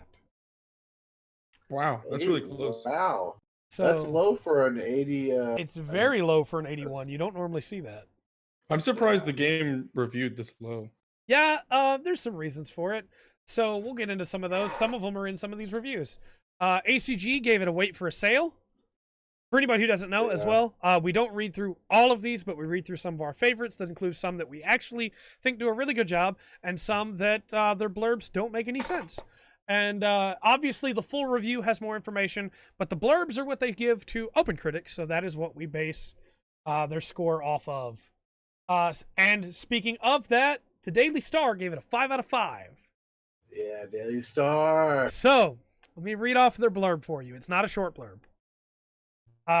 Just as the 1999 original was a more action-focused Resident Evil game than arguably helped pivot the franchise towards the iconic fourth installment, this 2020 reimagining feels like last year's game in many ways, only sped up and thirstier for zombie blood. It treads the line between tension and action impressively, and Nemesis cements his legacy as one of the series' most enduring creatures. He's a creature. So, have to say, for all the bad blurbs that we get from Daily Star, this was a really good blurb. That's a good blurb. Yes, this was a very good blurb. For anybody who doesn't know, when you submit a review to Daily Star, because I tried, to Daily Star, to Open Critic, when you submit a review to Open Critic, it requests what you want the blurb to be. It doesn't just like pull the last paragraph from your review. So that is why we judge the blurbs instead of reading out the entire reviews, because these are the submitted blurbs. IGN gave it a 9 out of 10. Said, with a sublimely detailed world and breakneck survival horror gameplay, Resident Evil 3 is just as good as its 2019 predecessor. More, please. So I wanted to talk about this one specifically, because that is not how most of the reviews that I've read read. Yeah. Most of the reviews that I've read, it's really good, it plays really well, but it's way too short, and they cut stuff out that they shouldn't have cut out. Whereas IGN's review is like, hey, yeah, this is more of just what the last one was. Keep it up. And I'm actually really curious if the writer of this review, I did go back and read the full review. I'm really curious if the writer of this review just played RE2 once. I think Discord might have just given out on us.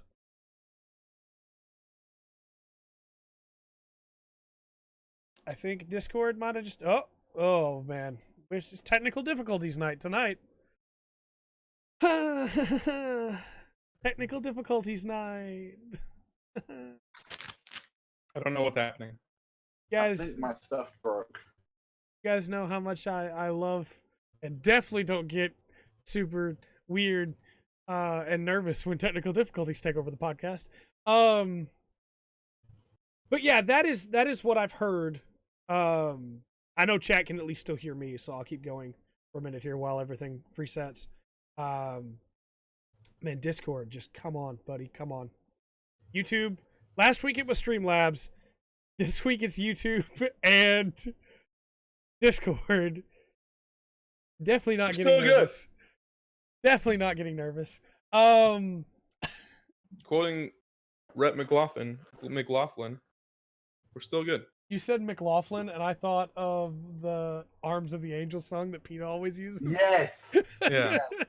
Her last name is McLaughlin. Oh, okay. And his is McLaughlin. Drop the act. It was still close enough to make that connection. He hates that everyone. He hates that everyone gets it mixed up because of that. So, quick aside, when we decided we're going to start streaming the podcast instead of just recording it natively, one of the reasons was because this happened to us all the time when we were just recording it too. Stuff would break and stop working. The Audacity was the worst when we were just recording at my house. Oh, yeah. And stuff would just break anyway. And so we're like, hey, if it's going to break anyway, people want us to do them live, we'll just do them live. And then when it breaks, everybody can laugh about it. In hindsight, I never realized just how nerve-wracking that was going to be on me. But that's okay. We're going to keep going. We're going to have fun. I got another Dr. Pepper. I want to say something about the IGN review. Yes, please do. That's when everything cut out for me. So my question is, I'm trying to read and think at the same time. Sorry. My question is, for sure. Question is this person so young that they haven't played RE3 original? I'm curious about that too, actually. And that's another thing I was going to bring up with the review that I'm about to read off. I wonder how many people never played the original, you know? Yeah. Because I haven't. I watched somebody play a little bit of it, but I don't know what actually happens in that game. So I'm Yeah. excited to play it, and it's a shame that I hear about that they've cut some content. Yeah. So I was going to bring up in yet another weird way of like people that normally don't write very good blurbs that are writing really good blurbs this week. Games, oh, I'm sorry, man. Okay. Games Radar wrote a review that's 4 out of 5 stars and says another enjoyable reimagining for the Resident Evil series that nails the action but lacks depth, which means clearly like they played the original. And so I wonder how much of that is the kind of negative reviews are most likely the people that played the first game, RE3, Right. and the 5 out of 5s are the people that never played RE3. RE3 is an excellent game. I'm not saying that for everybody. Obviously, some of them probably played it as well. I read through a lot of reviews and didn't find a lot of 5 out of 5s that talked about the original RE3 or the cut content. And the cut content's not a huge problem. Obviously, it varies on like how much you loved the first one, how much it matters to you. To clarify, one of the things that was cut is the police station from 2 is in 3, and you can walk to it in original 3. Like you can physically go to it in the city, whereas in this one, it just cutscenes you to it. And so, like, all that intermittent in between is gone, but there wasn't really anything to do in that intermittent in between. So I understand why they cut it. Well, and they may have changed some stuff like that for faster pacing. Yeah. Because my understanding is RE3 is more actiony than. Yeah. For sure. It has a lot less puzzles than 2 did. Absolutely. Evolution of beards. So let me read one more here. We'll read the lowest reviewed score, and then we'll move on to our other game. Because as soon as I close these open critic tabs, everything will run a whole lot smoother. We're up to 602 ads on this page. Oh, nice. PC Gamer gave it a 58 out of 100. And said, wow. Both the Nemesis and Raccoon City are massively underused in this disappointing step back for the. So, yet again, sounds like they played the original, you know? I thought for a second you guys had froze again. Sounds like they need to stop using the 100-point scale because it's ridiculous. Yeah, they could have just given it a 6. They could have just given it a 6, right? How can you differentiate between a 58 and a 59? Well, 59 is better than 58 by 1 point. But how do you determine that? You sit down after you finish it and you go, I feel like this was like a 58 out of 100 for me. And then you look at other 58 games. Well, you say this is a 6. And then you look at other 6s and you adjust accordingly. So they gave it a, and then we're like, no, it's worse than this game. What is this comment? No, you just killed us. A 59 means the third to last boss was more enjoyable than a 58. There you go. That's the difference right there. Sense. That's the difference. And the way that they should do it, if they're going to do a 100-point scale, is have 1 point represent something in every, like, that every game technically has to have. Yeah. So, like, sure. okay, how was the third boss? That's the 72nd point. One window has nope, one they button. didn't get that point. All right, what's about the 73rd point? Well, how was that? Oh, I didn't like the way the hat was. 74th point. Did they get that one? And then they're just like, well, out of all of the 100 possible points, they only got 58. I feel like if you're doing it on that scale too, like you have to be just sitting down and marking down, saw a bug here, negative 20 points or negative 5 points or however. I guess then it like varies how much you care about that specific thing, you know? I suppose. I don't know. But like, that's I mean, it kind of gets back to the point where which we've said multiple times. It's kind of like, why even use a point scale? Like, just say it's good. You should get it. You should wait for a sale. Kind of like, what is it called? I'm so bad with names. ASG, ACG, yeah. ACG, yeah. ACG is like the top tier for that. That's how it should be, because then people who pay attention to reviews will know, like, okay, this person liked this game enough that they think you should buy it on release. How do I know that with a 7? I just booted this OpenCritic page and it's already at 418 ads. Yeah, ACG is my go-to when it comes to reviews. And then Easy Alex is second. Yeah. And Michael Huber gave it an 8.5. And he loves Resident Evil. Says it's still worth playing, but they did cut stuff. So, well, we'll move on then to the second game of our reviews tonight, and after that will be our next segment. One Piece Pirate Warriors 4. You heard me talk about some of the good, some of the bad. What do you think the critic average score was for it? 72. 80. Okay, I'm gonna hit the button. You Chat. know This is what? your time to guess. You know what? I'm gonna say 74. Ooh, 55. Okay, we got a 78 and a 73. It was 76. Oh, band almost hit on the spot. Very, very close. Can't imagine a weeb game. I mean, you're not Yeah. wrong though. You're not wrong. We don't get the respect that we deserve as You're weebs. not wrong, Cat. So what do you think the recommended score is then? Okay. As usual, once the hosts have given their answers, I will push the button. 60%. Okay. No, that's not right.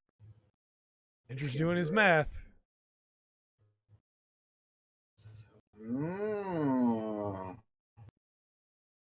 It makes no sense. None of this makes. man. Being a weeb, we deserve a lot of respect. Do we? Being a weeb, being a weeb used to not be cool, and now it Yeah, is a no, cool that's thing to true. be, and that's not fair. Even when I was a kid, which wasn't as long ago as it was for some weebs that are older than me, because that's how age works. When I was a kid, it was still not cool to be a weeb, and Yeah. now people are coming out of the woodworks like, well, I watch anime, and it's like, no, you've watched Dragon Ball Z on Saturdays like all the other kids, and that's all you've seen. So shut your mouth. I I'm gonna think say 75. it is okay if all you've ever seen is Dragon Ball Z. But you should probably watch some more shows. That's all I'm Yeah, saying. you're not a weeb, you're just a nerd, and we'll get you there. Okay. The recommended score is 75%. Oh, Is it really? Yeah.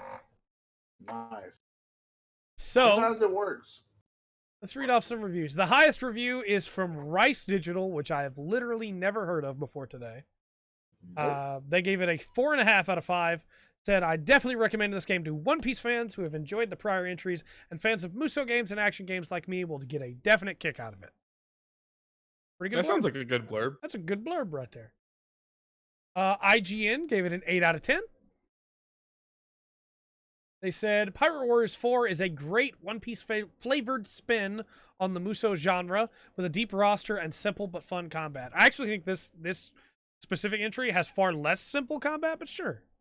Sure. Not a weeb unless you had edgy friends in middle school trying to kill people with their Death Note. I was homeschooled. I'm not going to say we didn't have somebody that pretended to have a Death Note in the class. That's all I'm saying. So from there, most of our favorite people did not review this game, but we have one from the Daily Mirror as the lowest score.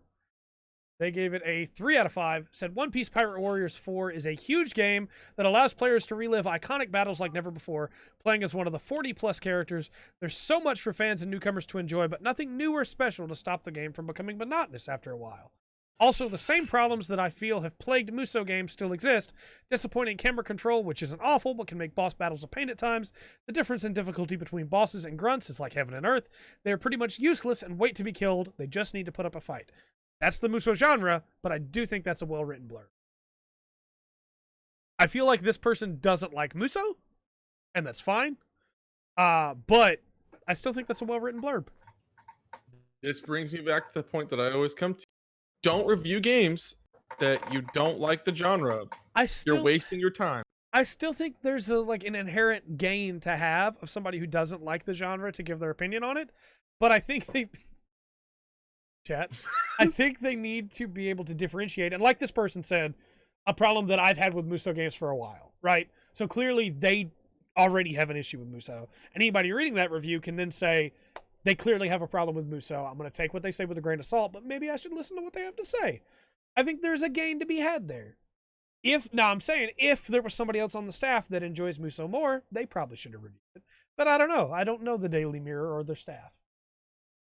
I feel like if somebody was like, hey, I don't typically, like in the review, I don't typically play these games, but I reviewed it anyways. That's a better way to start your review. I mean, obviously, I guess you probably wouldn't put that in the blurb. Yeah. So maybe I should read the review.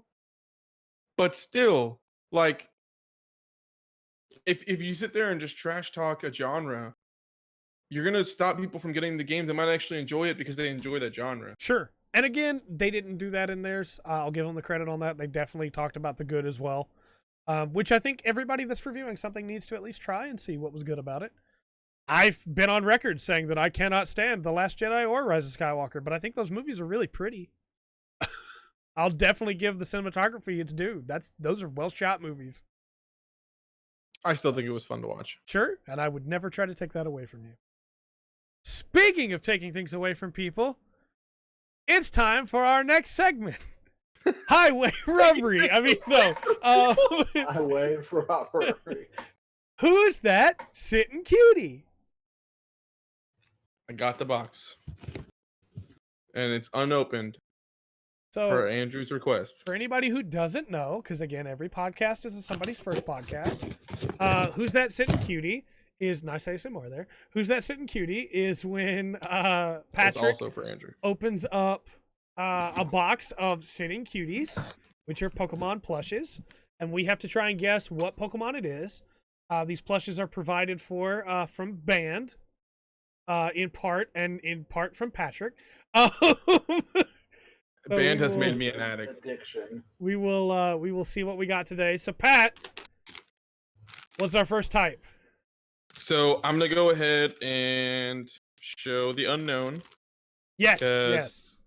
For those that don't know, we're slowly putting together all of the unknown to spell out the full spectrum. Today we have the letter E. I love these. The unknown looks so good. They really do. They look really good. We officially have all the letters to spell V, which is exciting. Yep, it's the first word of 3. We got this. We got this. They're So gonna- excited. When you order the L's, they're gonna be like, "Why did you order 2 L's?" It's fine. It definitely looks that way, Joel. It definitely looks that way. The M just being an E that got knocked over. We're not going to talk about that. The next one is Give us a a type. fire type Pokemon. Okay, just so everybody remembers, first 3 I'm gonna generations do one only. better. I'm going to do you one better. I'm going to look up their official page and give you as much details as I can. Okay. Again, they only carry up to the first 3 generations so far. It looks like they're slowly adding more. But keep that in mind when you guess, because unfortunately, no, there will not be a Fennekin. I really want them to have a Phalanx, and they don't, so I'm sad about that. Fire type. It's not It is a fire Cyndaquil, type. because you already have Cyndaquil. Yes, I do have Cyndaquil. I am going to pull up a lot of stuff. So would I it have- be... Do I guess Charmander, because that's like the clear guess, right? Or do I guess... I'll See, give you. Here's I a also good thought hint. about Magmar. Here's a good hint. So I will say that it is definitely the first evolution. Okay, so Magmar's out then. So it's the first. It's the first one of 2. It only has 1 evolution. Oh, It's okay. the first one. Wait, Um, wait. Does it only have 1 evolution that you know of, or does it only have 1 evolution? Because Well, some that I- Pokemon got added evolutions. Well, it only has 1 in the first. So this game, it shows that it's. Hold up, I'm trying to get this as official as possible. Okay. So it says that on this Bulbapedia that I'm looking at, Bulbapedia's real good, yeah.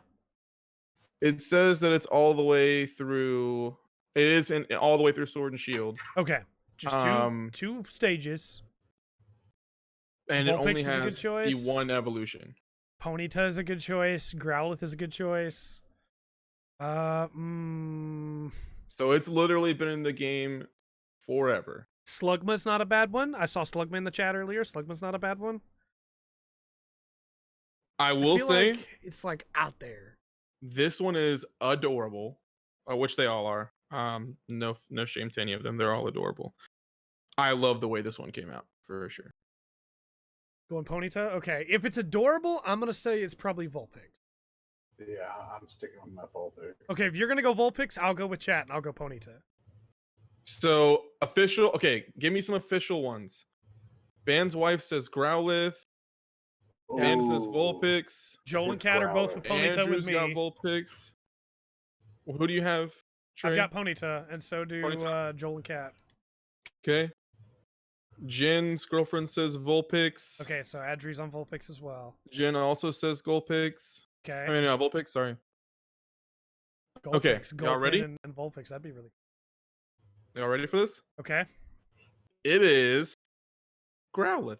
Oh, look at him! Yeah! Look at him! Look at him sitting. Isn't that So awesome? cute! Trying to shade the light there a little bit. Just sitting Yeah. there being He's cute. so cute. I know. Now I'm gonna break into your house and steal it. Speaking of highway robbery. And that's You how wasn't this joking. segment works. Yep. It is so Oh. fluffy. I love this Growlithe. It looks amazing. Yeah, he really does. Super hype. All right. Sit over there. That's true, This we did. next one. Same What happened? voice. Kat said we had the same reaction.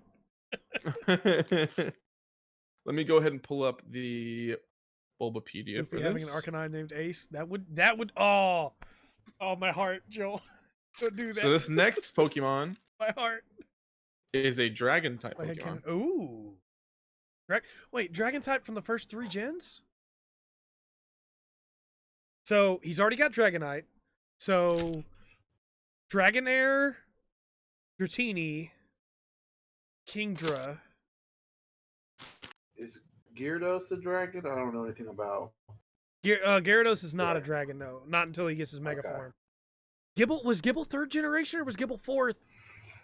I will also try to see if I can tell you if it's been in all of them. It is in fact in Sword and Shield as well. It has been In Sword and in Shield as well? all of the games. Oh, it could also be a Trapinch? It has 3 Flygon? evolutions. I mean, it has 2 evolutions. Two Past evolutions, this okay. one. Past This is the first. first Yeah, stage, so first 3 stage. total. It's first stage. Okay. It has 2 evolutions it can grow into. Okay, so first stage, 3 forms total. So it could I be don't know Dratini. anything about dragon Pokemon. Dragon type's my favorite, baby. So Dratini, Trapinch, Gibble. Oh, Bagon. Bagon's also an option. I'm gonna say Dratini just because that's the only one I know. You're right. Joel's right. Trapinch isn't Dragon type in its first form. It's ground. Okay, so what options have we seen? So Jin says Dratini. Andrew says Dratini. Ban says Flygon. I want it to be Bagon. So I'm going to say Bagon. A lot of Dratini picks. But I bet it's Dratini. A lot of Dratini picks. Because there really aren't that many Dragon types in the first couple generations. Unfortunately. They should be. Should be more Dragon type. Y'all ready for this? Yep. Hit me with that Dratini. It is Dratini. Yep, it is. Yeah. Let me try to make the screen darker so y'all can see better. There's Dratini. I actually really like the way this one looks too. Yeah, I love Dratini, man. Dratini looks cute. Yeah. So it's actually got a loop, like it's not stuck together. I don't think Dratini is in Sword and Shield, Pat, but that might have just been that you misspoke. I think what you're saying is that up to Sword and Shield, still a Dragon type. Gotcha. Well, it shows. Hold on. Because I'm like positive Dratini's not in there because I don't have a Dragonite. It shows it in the Bulbapedia, so they might not be. But in Bulbapedia, it shows like health points and everything. Yeah. So maybe it's just a misinformation. Either way, but it's not that big yeah, of a either deal. way. It's Dratini. And last but not least, sorry I didn't get a different type. It is another fire Pokemon. Okay. Dratini might be in the expansion pack, actually. I'm not sure. Bulbapedia might know something we don't know yet. Bulbapedia leaking information. We're going to talk about rumors in just a little bit, too. Yeah, we are. I'm super happy with Dratini, by the way. Yeah, so Dratini's this super cool. one I actually got for somebody. Okay. I'm going to eventually give it away. It's a fire type. It is a fire type. It is not a first form. Okay.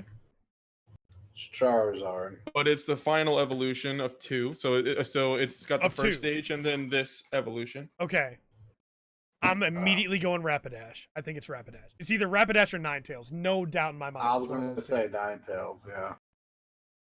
Because if he's giving it away, it's not Arcanine to go with Growlithe. I'm probably going to, now that I've seen it, I'm going to buy another one on my own time. On my own Who are you money. giving it to? It could, Joel's got it, it could be Magcargo. It could also be Camera Up. That's a good point. Pat didn't specify if it was dual type or not.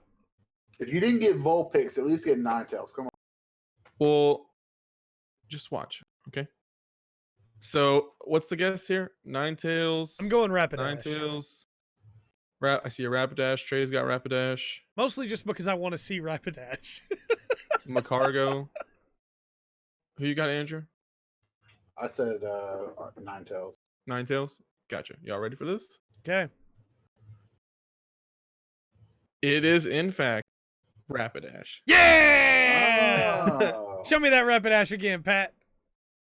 Yeah! So here's Rapidash. Look at her. Got Look at her thing. sit. She's so Should cute. have done Ninetales. Ninetales is in the works. I promise I will get it eventually.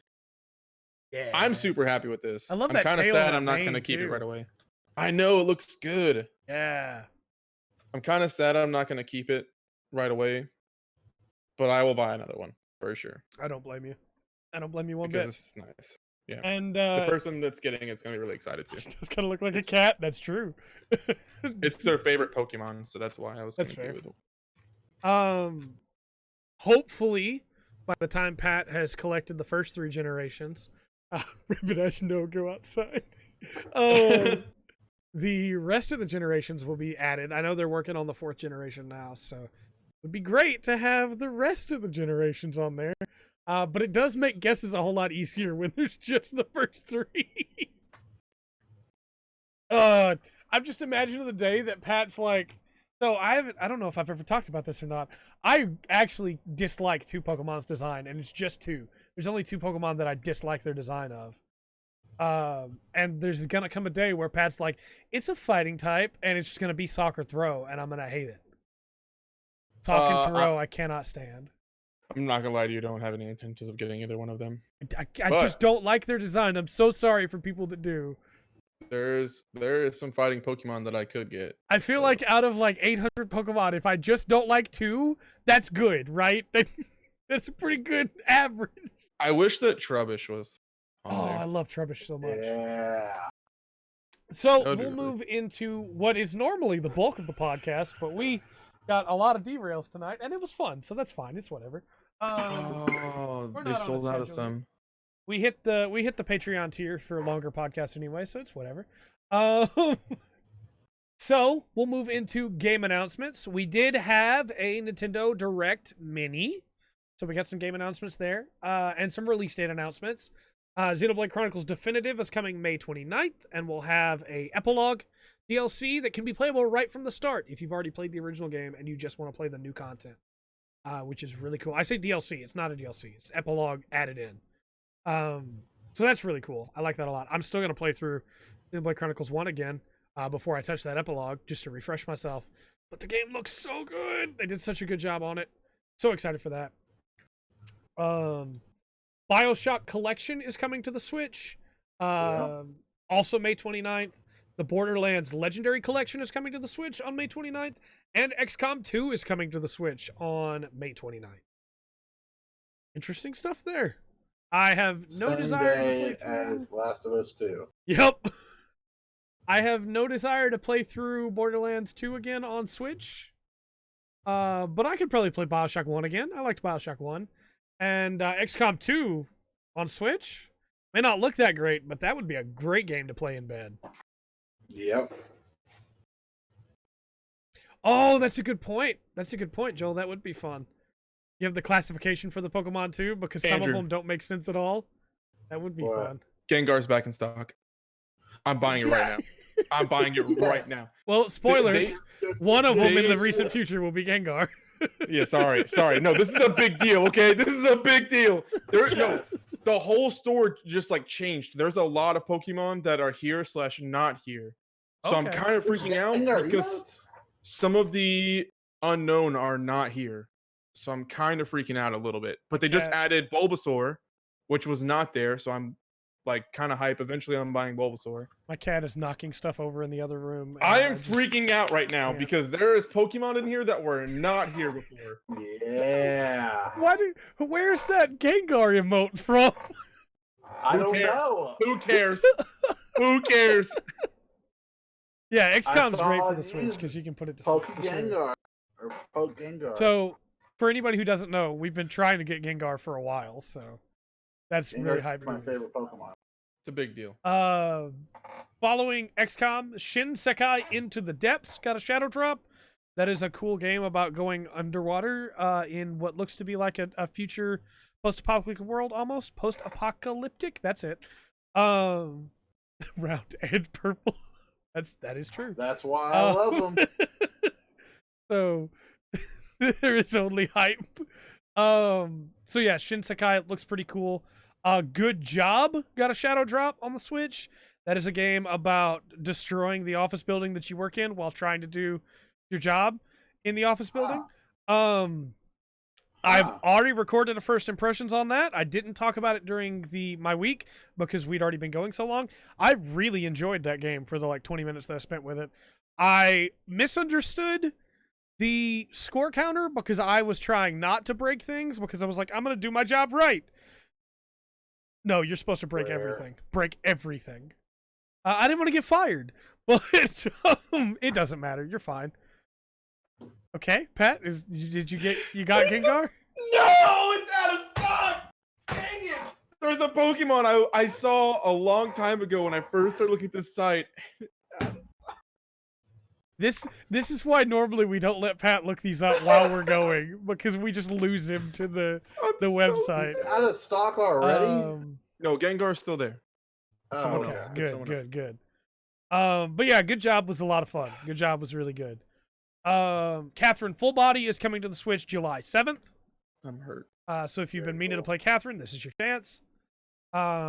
King's Bounty 2 is coming in 2020 sometime this year. First on the Switch, looks like, but then also on PC. That didn't think that game was ever going to get a sequel, so that's cool. Bravely Default 2 coming sometime this year. Very, very cool. Have not played the demo yet, but I have it installed because I want to record that as well. Very excited for that game. Yeah, Catherine was a great game. Full Body adds a bunch of new content. I'm actually really curious if Full Body on Switch is still going to have Joker in it or not. Because like Joker. he's on, you can get a Joker for the PS4 version. So I'm really curious if he's still going to be in there or not. I've been wanting to play that game for Catherine's so a good long. game. I mean, I'm in quarantine, so why not Yeah. play it? For sure. It is by the same studio. That's true. As Trauma Center. So put it on your radar. I don't blame you there. Clubhouse Games 51 Worldwide Classics is coming to the Switch on June 5th. If you want to play Mancala and chess and checkers and Chinese checkers and canasta, man, I don't know. There's like 51 games in there. That's all going to be available then. Ninjala is coming May 27th. It's a free-to-play battle royale 4v4 ninja game where your powers come from bubblegum. So Of course. I'm going to try Yes. that. That might be the first battle royale that I like. Star Wars Jedi Academy Shadow dropped. Panzer Dragoon Remake Shadow dropped. So all those were really cool. Panzer Dragoon Remake's been getting a little bit of heat from people that liked the original graphics more. because apparently some of the reflections are lower than they were in the original. I actually think the remake looks really good. I haven't bought it or played it yet, but I plan to. So we'll see my impressions after I've played it. Maybe it feels bad to play. I don't know. But I've seen really good reviews and really bad reviews, so just keep that in mind. Nier 1 is getting a remaster called Nier Replicant. Super stoked for this. I love the original Nier. I love the music of the original Nier. The story in the original Nier is amazing. Kaine and Emil are both incredible characters that really push the idea of, do you need to be, can the hero only be a guy, and can the hero only be an adult, and can the hero only be a good person, or can bad people do good things too? And I think the way that Nier 1 used that story is really good. The only thing that I'm a little sad about, I'm not even upset about it, the only thing I'm a little sad about is the Nier 1 had two versions. It had Nier that we got over here, Gestalt, and then in Japan it got Nier Replicant, and in the EU, I believe. And the difference was that in Japan, it was Yona's brother was the main character, and so you played as a very younger guy. And then in America, for the Gestalt version, you played as Yona's dad, because Yoko Taro thought that the American audience would appreciate the dad character more than they would the young brother character. And the new game is Nier Replicant, a remake. So I'm trying to ignore chat. So you will be playing as Brother Nier instead of Papa Nier. And I'm excited to finally get to play as Brother Nier. But I'm kind of miss Papa Nier. Papa Nier was fun. His model was super ugly, and they didn't even try to make him look cool. But there was something charming about him anyway, of like just this old man that was just trying to help his daughter. But I'm very excited to play as Brother Nier for sure. So super stoked for that game. Following that is there's a Nier Mobile game. I didn't put this on the list. You didn't see that? Nier Reincarnation. No, I didn't see this. What is this? It's a mobile game. Not anything's really known about it yet, except for a company that made a rhythm-based mobile game and an RPG is working on it. Okay. And then the developer that created the characters for Grand Blue Fantasy Versus and Nier Automata is Automata. Automata. Are in charge of the character designs. If that's a gacha game, I'm gonna be in big trouble. I was about to say we're getting a Nier gacha, which means Nier has officially made it. Cause I currently have no gacha games installed on my phone, but that will change. Y'all think $60 for sitting cuties is a lot?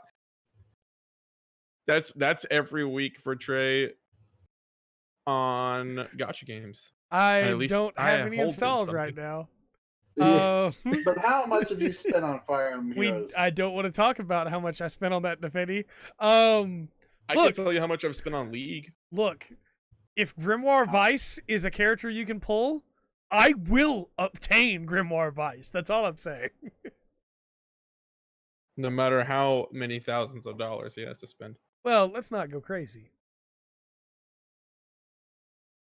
I wouldn't go past 8,000.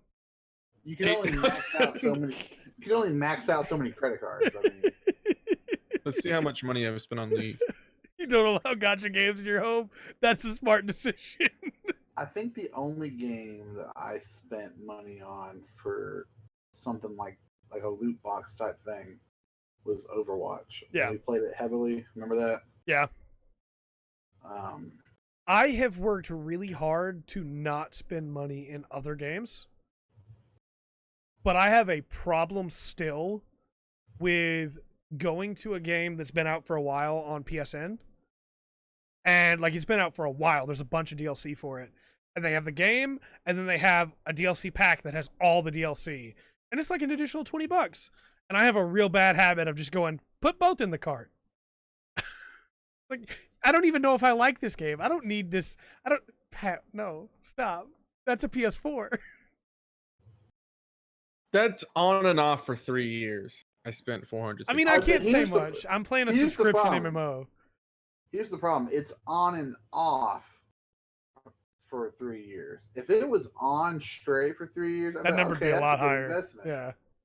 Well, no, I'm saying 465. That'd be a good investment because you've been playing it straight for 3 years, but on and off for 3 years. Yeah. Well, I mean, what I Yeah. mean off and on though is like I'll play it like every day for like 6 months, not play okay. for 2, and then play it every day again. That's fair. Okay. I So- can't go back to League. You want to know yeah, how much I've heroes. already spent on cuties? No. Let's move on and stop this. That tells you how good. I was going to say it earlier. Stop that tells you this how madness. good Heroes. Tells you how good Heroes of the Storm is when Trey likes that game and he hates MOBAs. I mean, you're not wrong. I do hate MOBAs, and I play Heroes quite a bit. Heroes of the Storm is good. The matches are short. They have objectives and extra different ways to push the objective. Talent tree instead of a item shop. Yep. You just pick your talents as you go. It's great. Yep. God, It's- Heroes is so good. Every once in a while, you get some toxic people, but most of the time, people are real good, and you can't talk to the other team, so you're fine. At why? Let's move on to a weird thing. Atari has announced a new game. Nice. It's called Pong Quest. I'm looking this up right now. Do you want to play Pong? But also like a dungeon crawler? Yes. Because that's Pong Quest. Atari is, in Spring fact, 2020. still alive somehow. If you lose a game of Pong, Play you Pong die. like never before. If you die in the game, you die in real life. Yeah, no, it's weird, but like I'm definitely gonna play it because it's the first Atari game in so many years. This points at Trey. I'm not gonna talk about how much money I've spent on Kamen Rider or Sentai, and we're not gonna talk about it. I'm just gonna say I have every single Judenchi battery from Kyoryuger. I have every single coin from Kamen Rider O's, and I have every single of the main Gaia memories and every single of the main lock seeds from Kamen Rider Double and Gaim. We're not going to talk about the shift cars and the fact that I have everything Kamen Rider Chaser except for his gun that's on the way right now. We're just not going to talk about any of that stuff. Don't worry about it.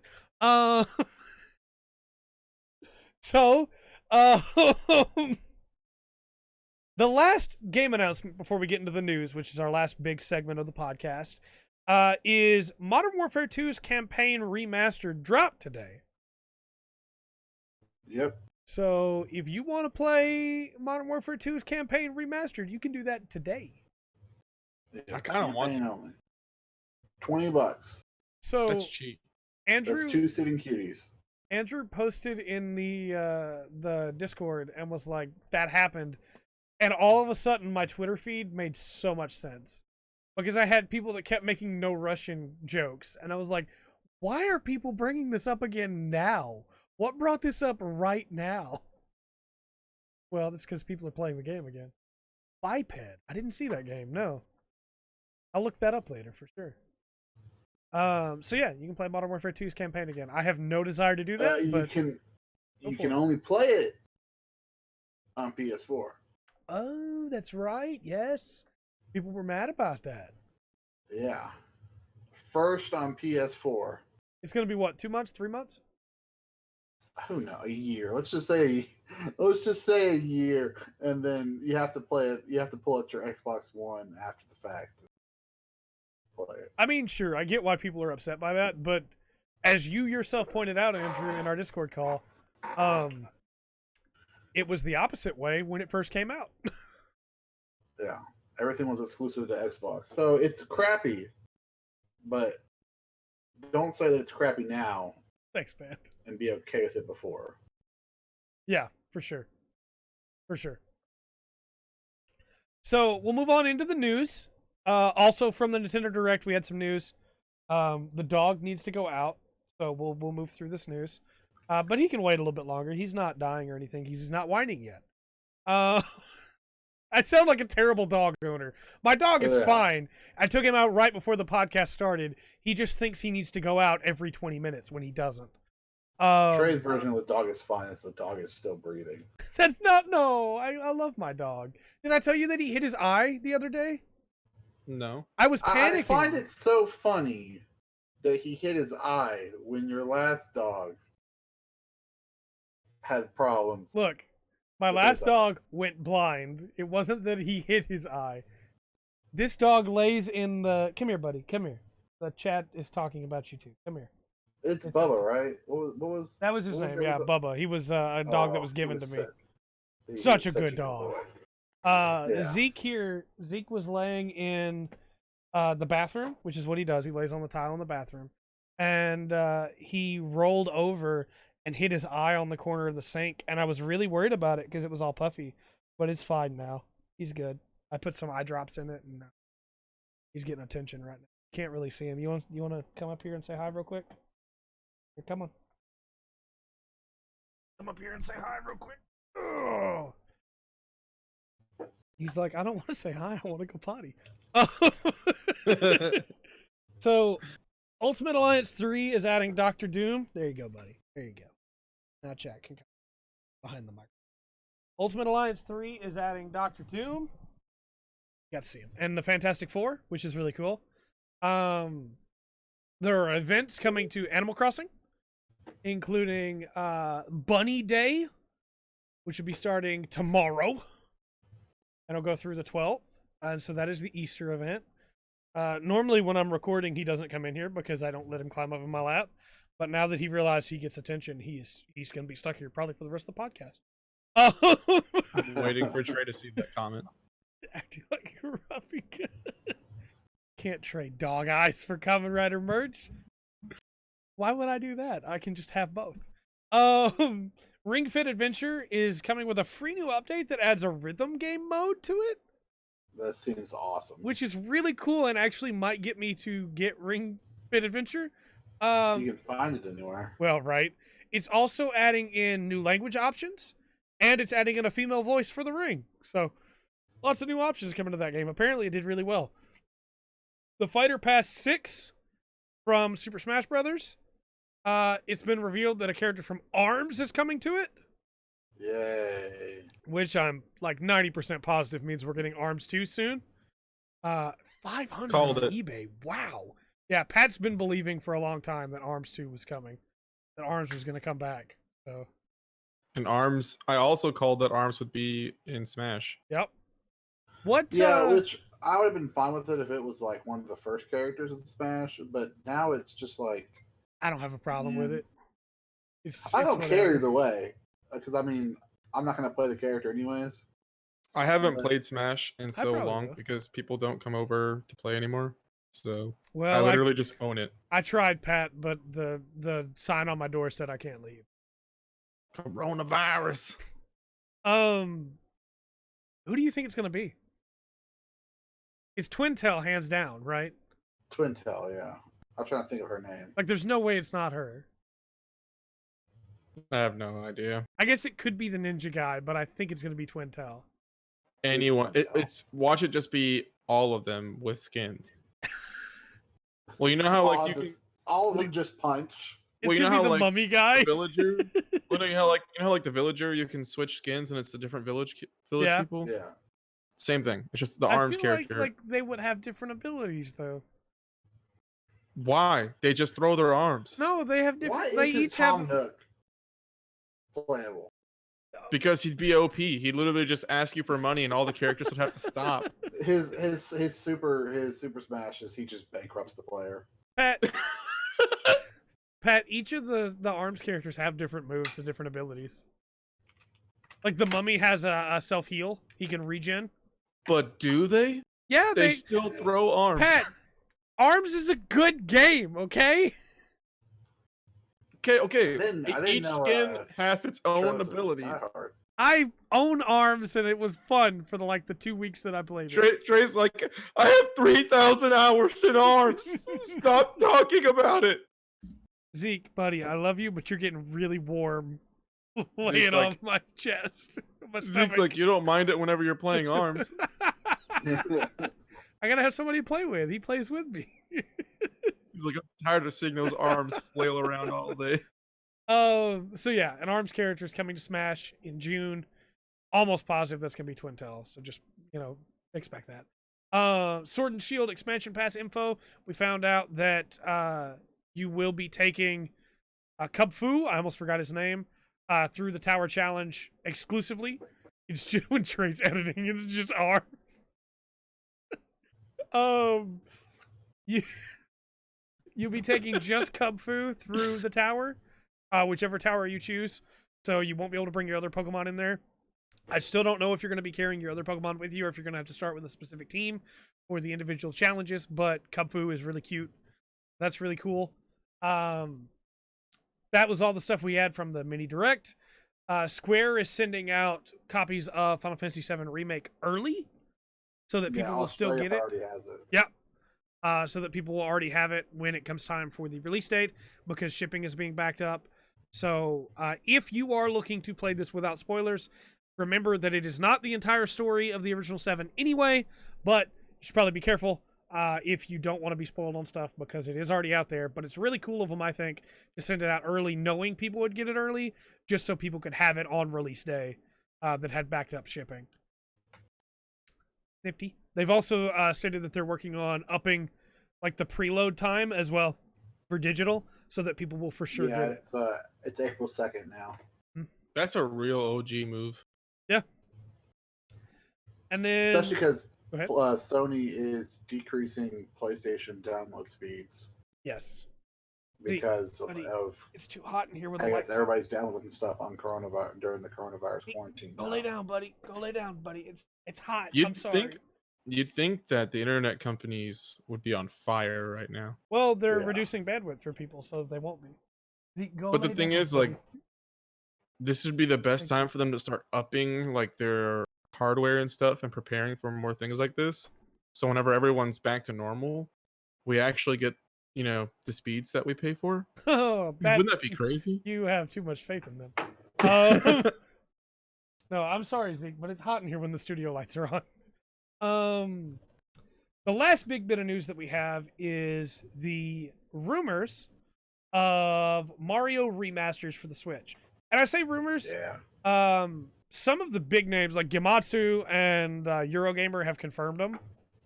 So like it's almost 100% confirmed, but they are technically still rumors. So we will report on them as rumors.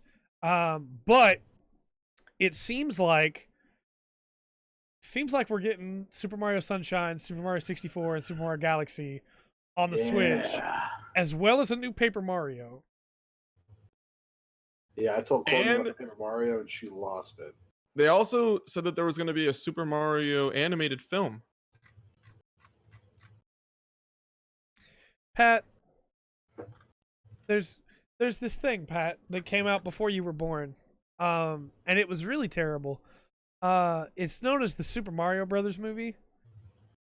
I've seen the cartoon. No, it's worse than that. I liked the cartoon. I'm not against a new animated movie. I think it could be good, but I've been burned by a movie that told me that Mario's name was Mario, and that Luigi's name was Luigi Mario, and that Luigi was played by John Leguizamo. And that Luigi had a thing for Peach or Daisy, and Peach's dad was literal mushrooms, and King Koopa was from the dinosaur dimension, and he just wanted to go to the real world because he had a thing for human women. That movie was incredibly creepy. But we also didn't have high expectations for the Sonic movie, and look how that came out. I still haven't seen the Sonic movie, but I've heard nothing but good things. Today. I plan on buying that tomorrow as well because I've heard nothing but good things from people who haven't played Sonic and people who have been playing Sonic their whole lives. Jin says it's gotten really. So. I hope. Yeah, I've heard really good stuff.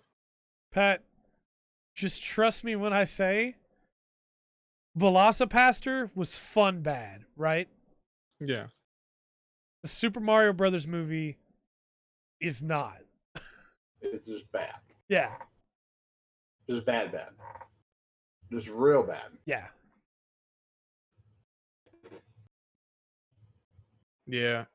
I mean, like I said, I've heard a lot of really good things.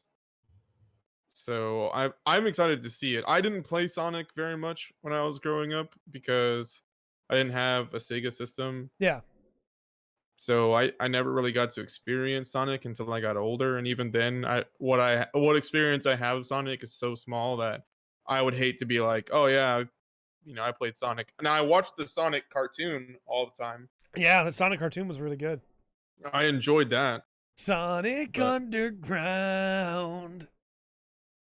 I didn't say that I said the movie was really good. I said that I've heard nothing but great things about the movie. So I don't want to risk losing all of my friends, but I kind of don't like Sonic games anymore. Didn't you say that whenever you played the Sonic Mania? Sonic, yeah. I played Sonic Mania, and as an adult, I realized the way that 2D Sonic levels are designed, I don't appreciate that design choice of you don't know there are spikes coming until you hit them because you're trying to go fast, and so you're going so fast that you're hitting spikes before you know they're there until you replay a level. I don't like that.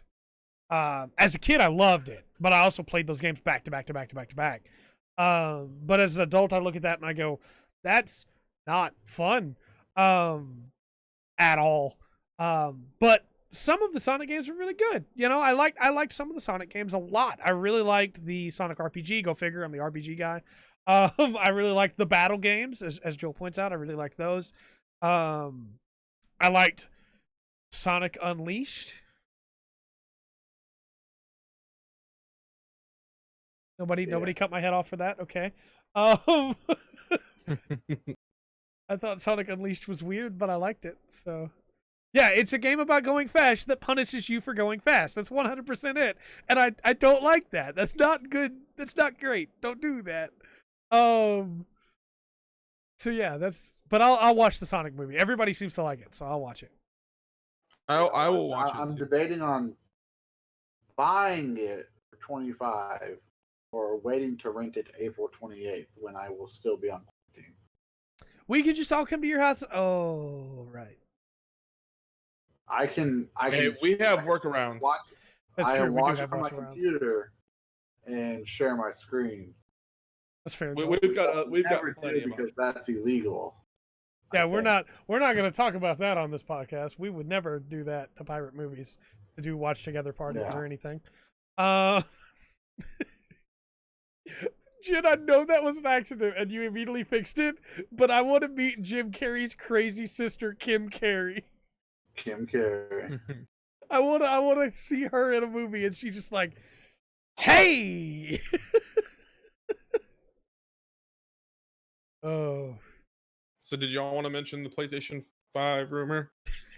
So with the dress. Yeah, go ahead, Pat. Go ahead. An older brother, Tim Carrey, not to be confused with Tim Carrey. So Eurogamer released an article about possible PS5 prices. Yeah. There's a European game company that has a Facebook account, and their Facebook account is run by somebody that works there that just manages the account and doing sales. And they put out a Facebook post saying that they were accepting pre-orders for the PS5 at $559. So that's a possible price. I mean, I feel like there's no way they know that already. Right. Well, the other thing is, because I've since you brought this to my attention, other people have brought it up as well. I will remind everybody, it's possible Sony would do that, but I will remind everybody after the PS3 did not sell well at launch because it was over $500. Sony put out a survey and saw that most people were not willing to spend over $500. I think it was like in 2006 or 7, something like that. Most people were not willing to spend over $500 on a console. Yeah. And so that's why when the PS4 came out, it was $400 instead. And even then when the PS4 Pro came out, it was $450. because they felt like people weren't going to go above the 500 mark. I feel like that's a fair price too. Like $400 for a console, in my Yeah. opinion, is a fair I agree, price. because you could get a PC for that. A decent PC. Yeah, like that's a fair price. I feel like 560 is a weird number and far too high to expect people to go for. Yeah. It might have been, it didn't fly with the PS3, but like it might have been okay back in those days. But people don't even have to buy the Series X because they can play those games on their PC already. So why would they spend 550 or 560 on a PS5, you know? Yeah. And that's why I'm like, don't talk to me about Sly Cooper. If they threw in a life-size model of Aqua, everyone would buy it. So People love Aqua. my question real quick to you guys is, if 560 is the price mark, would you buy it? And if not, would you buy it if Yes. 560 was the price mark for the Pro? So I feel like I'm a weird edge case because I'm buying it no matter what the price is, because I'm buying it for Same. the business. No. So So I don't care. I'm also like, you know, like Andrew said, just buying it no matter what. But it's because I really want it. It's not because of anything else.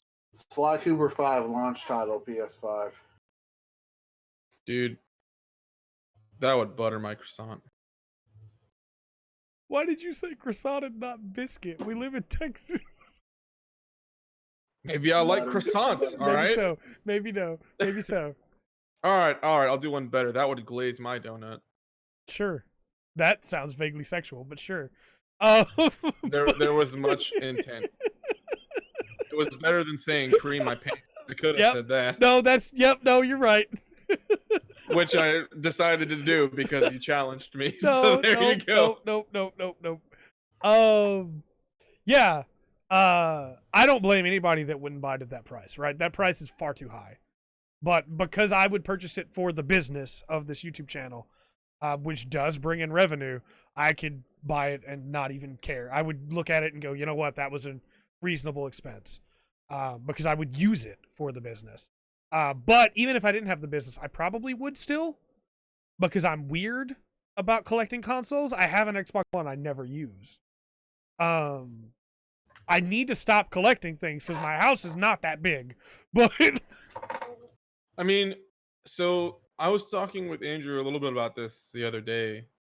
Like I have a PS4 Pro, and I don't want to get rid of that. Like I'm not going to get rid of it because would you? it was expensive, and plus it's still going to be supported for a while. So I could leave that in the living room of my future place, and have my PlayStation 5 in my game room, sure. and then use the PS4 for like small games or like older games that I still have, and you know, Netflix and Hulu and all that junk, and then have my gaming PS5 in my room. I do not believe in getting rid of consoles. And again, I understand people have to, right? If you have an even smaller house than I do and you can't keep that stuff in the house, I understand it. But there are times where you can't see it because the green screen's in the way. But there are times where I'll go, man, I want to play Final Fantasy X-2. I don't know why I would want to play Final Fantasy X-2, but I want to play Final Fantasy X-2. I can still boot up my PS2 and play it, you know? For sure. So, yeah, I don't know what it is about that band, but it's that way for a lot of people. Like 500 is a weird cutoff where like you won't spend more than that. I think it's just like a value prospect, right? A 500 is half 1,000. So as long as you're below that, you're saving money. I don't know how that works, but you know. And see, like so Jen just mentioned like not using it for the smaller tasks, like just looking at Hulu or YouTube or whatever. Yeah. Like the PS5 will literally be in my room just for playing specific games, and then everything else, because like my PS5 will be next to my computer, so Sure. I won't need to use Hulu and stuff because I'll just use my computer for that, and my computer is meant to be a workhorse anyways. Yeah. So it's like, why not, you know? Yeah. And having an older console in the living room, in my opinion, is a better idea anyways, because a lot of people Bless you. a lot of people already have like a what's the word I'm looking for? Roku. No. So they Fire Stick. already feel they already feel a certain way about the console. Like they already have a sense of like, Value. yeah, I guess. I don't know. I can't say whatever word I'm Attachment. trying to say. Yeah, they have. So they already have an attachment to the older console. So they come in like, oh, PS4. Especially if the PS5's been out for a year, they're probably going to be more hyped to see that than seeing a PS5. That is super Plus, fair, Cat. I'm not going to want everybody in the world touching my PS5 anyways Well, sure. because it's an expensive console. It's and when you buy a console on release, it's always sketchy because you're like, okay, well, they're going to have a better version of this console in a year and a half or 2 years. Yeah. So I'm going to have to buy that too. But once I buy that, the original console goes in the living room, PS4 moves to the side, and then there you go. Yeah. Makes sense to me. All right. Well, we'll move into the final segment of the podcast. It's been a really good one, I think. I've had a lot of fun this week. But I have fun every week with you guys. Between my wonderful 2 co-hosts and chat, it is always a pleasure. These are on demand on YouTube at any time. So anybody that is coming back to this later and would like to comment on stuff, put your comments in the comment section. I see them. And you know, if you have questions, we can answer them then. For sure. I'm right there with you. I would play just about any. I love Pokemon. I don't care how samey it is every generation. I love Pokemon. I'm very critical of Pokemon, but somehow I always play them anyway. So for our final section of the podcast tonight, do you guys have any plugs? Thanks. I'm glad everybody liked it. I don't have any plugs. No. No plugs? I don't Okay. have any right now either. I mean, all of the stuff that I'm watching is still like, unless people want plugs for like blogs or like vlogs or food videos, that's really all I watch Whatever on you YouTube enjoy, now. man. Whatever you enjoy. And everyone's on quarantine right now, so Mhm. a lot of the food shows that I watch, they're doing like simple meals where like you only use a few ingredients Yeah. on purpose. That way Yeah. people can try to stretch what they have, because I know a lot of people are taking the quarantine to an extreme. For sure. So I mean, if you're interested in that kind of stuff, I mean, I still watch like the Mythical Kitchen, which is with Josh from Good Mythical Morning. I love watching that. I love watching his show. I think he's funny, and I think it's cool the stuff that he makes. Like they recently just made a Snickers. No, not a Snickers, a Butterfingers that they infused with sour cream and cheddar, sour cream and onion ruffles. And I know that sounds insane, but like they'll do like crazy mashups like that, and they'll be honest if they like it or not. Yeah. But they teach you how to make it. So if you wanted to make that stuff, you could. Like they made you know the Pocky sticks? Yeah. I love They Pocky. com- so they combine those with Takis, like the tortilla chips. I hate the Takis. Yeah, that's fair. I love Takis and I love Pocky, and they made a combination of the two, and they said it was like super good, and it would be really interesting to try to make that on your own. Yeah. But they walk you through the whole thing, so you literally could make this stuff at home if you wanted to. Sweet. So, Mythical Kitchen. I will plug Velocipastor. You should watch that movie. Yes. I will plug the Expanse books. They're really good. I haven't listened to it yet, but I will plug the King of the What Now podcast episode on the Expanse. Because every King of the What Now podcast episode that I have listened to is amazing. So that one will be amazing too. And then I will plug the friend code that I'm definitely going to remember to tweet out after this and not forget about again, like last week. So, until next time, obviously, uploads will continue. This week's going to be a lot of first impressions of games that I played that haven't gone up yet, including Animal Crossing, Kamen Rider Batch Ride War Genesis, whatever the work game was called again, I've forgotten. But until next time, I've been Trey. 1 second. Oh, I'm sorry. Go ahead. I want to try streaming again on Sunday. Yeah. It'll probably be Siege, because I know that I can stream that. We've done it before. I want to see if the issue is fixed now, so I will try it Sunday. But just know it's a test, and if it doesn't work, we'll just cancel it. Yeah, we had So you can- YouTube acting up last Sunday. Yeah, we've had trouble for like the past 2 weeks, really. So I'm gonna try on Sunday when I literally haven't had anything to do all day, instead of on a Friday right after I've gotten off work. Yeah. And we'll just test it out, and if it doesn't work, it. All right. Well, until next time, then, I have been Trey. I'm Andrew. And I'm Pattrick. We've been the Full Spectrum, and remember to always enjoy the full spectrum that life has to offer.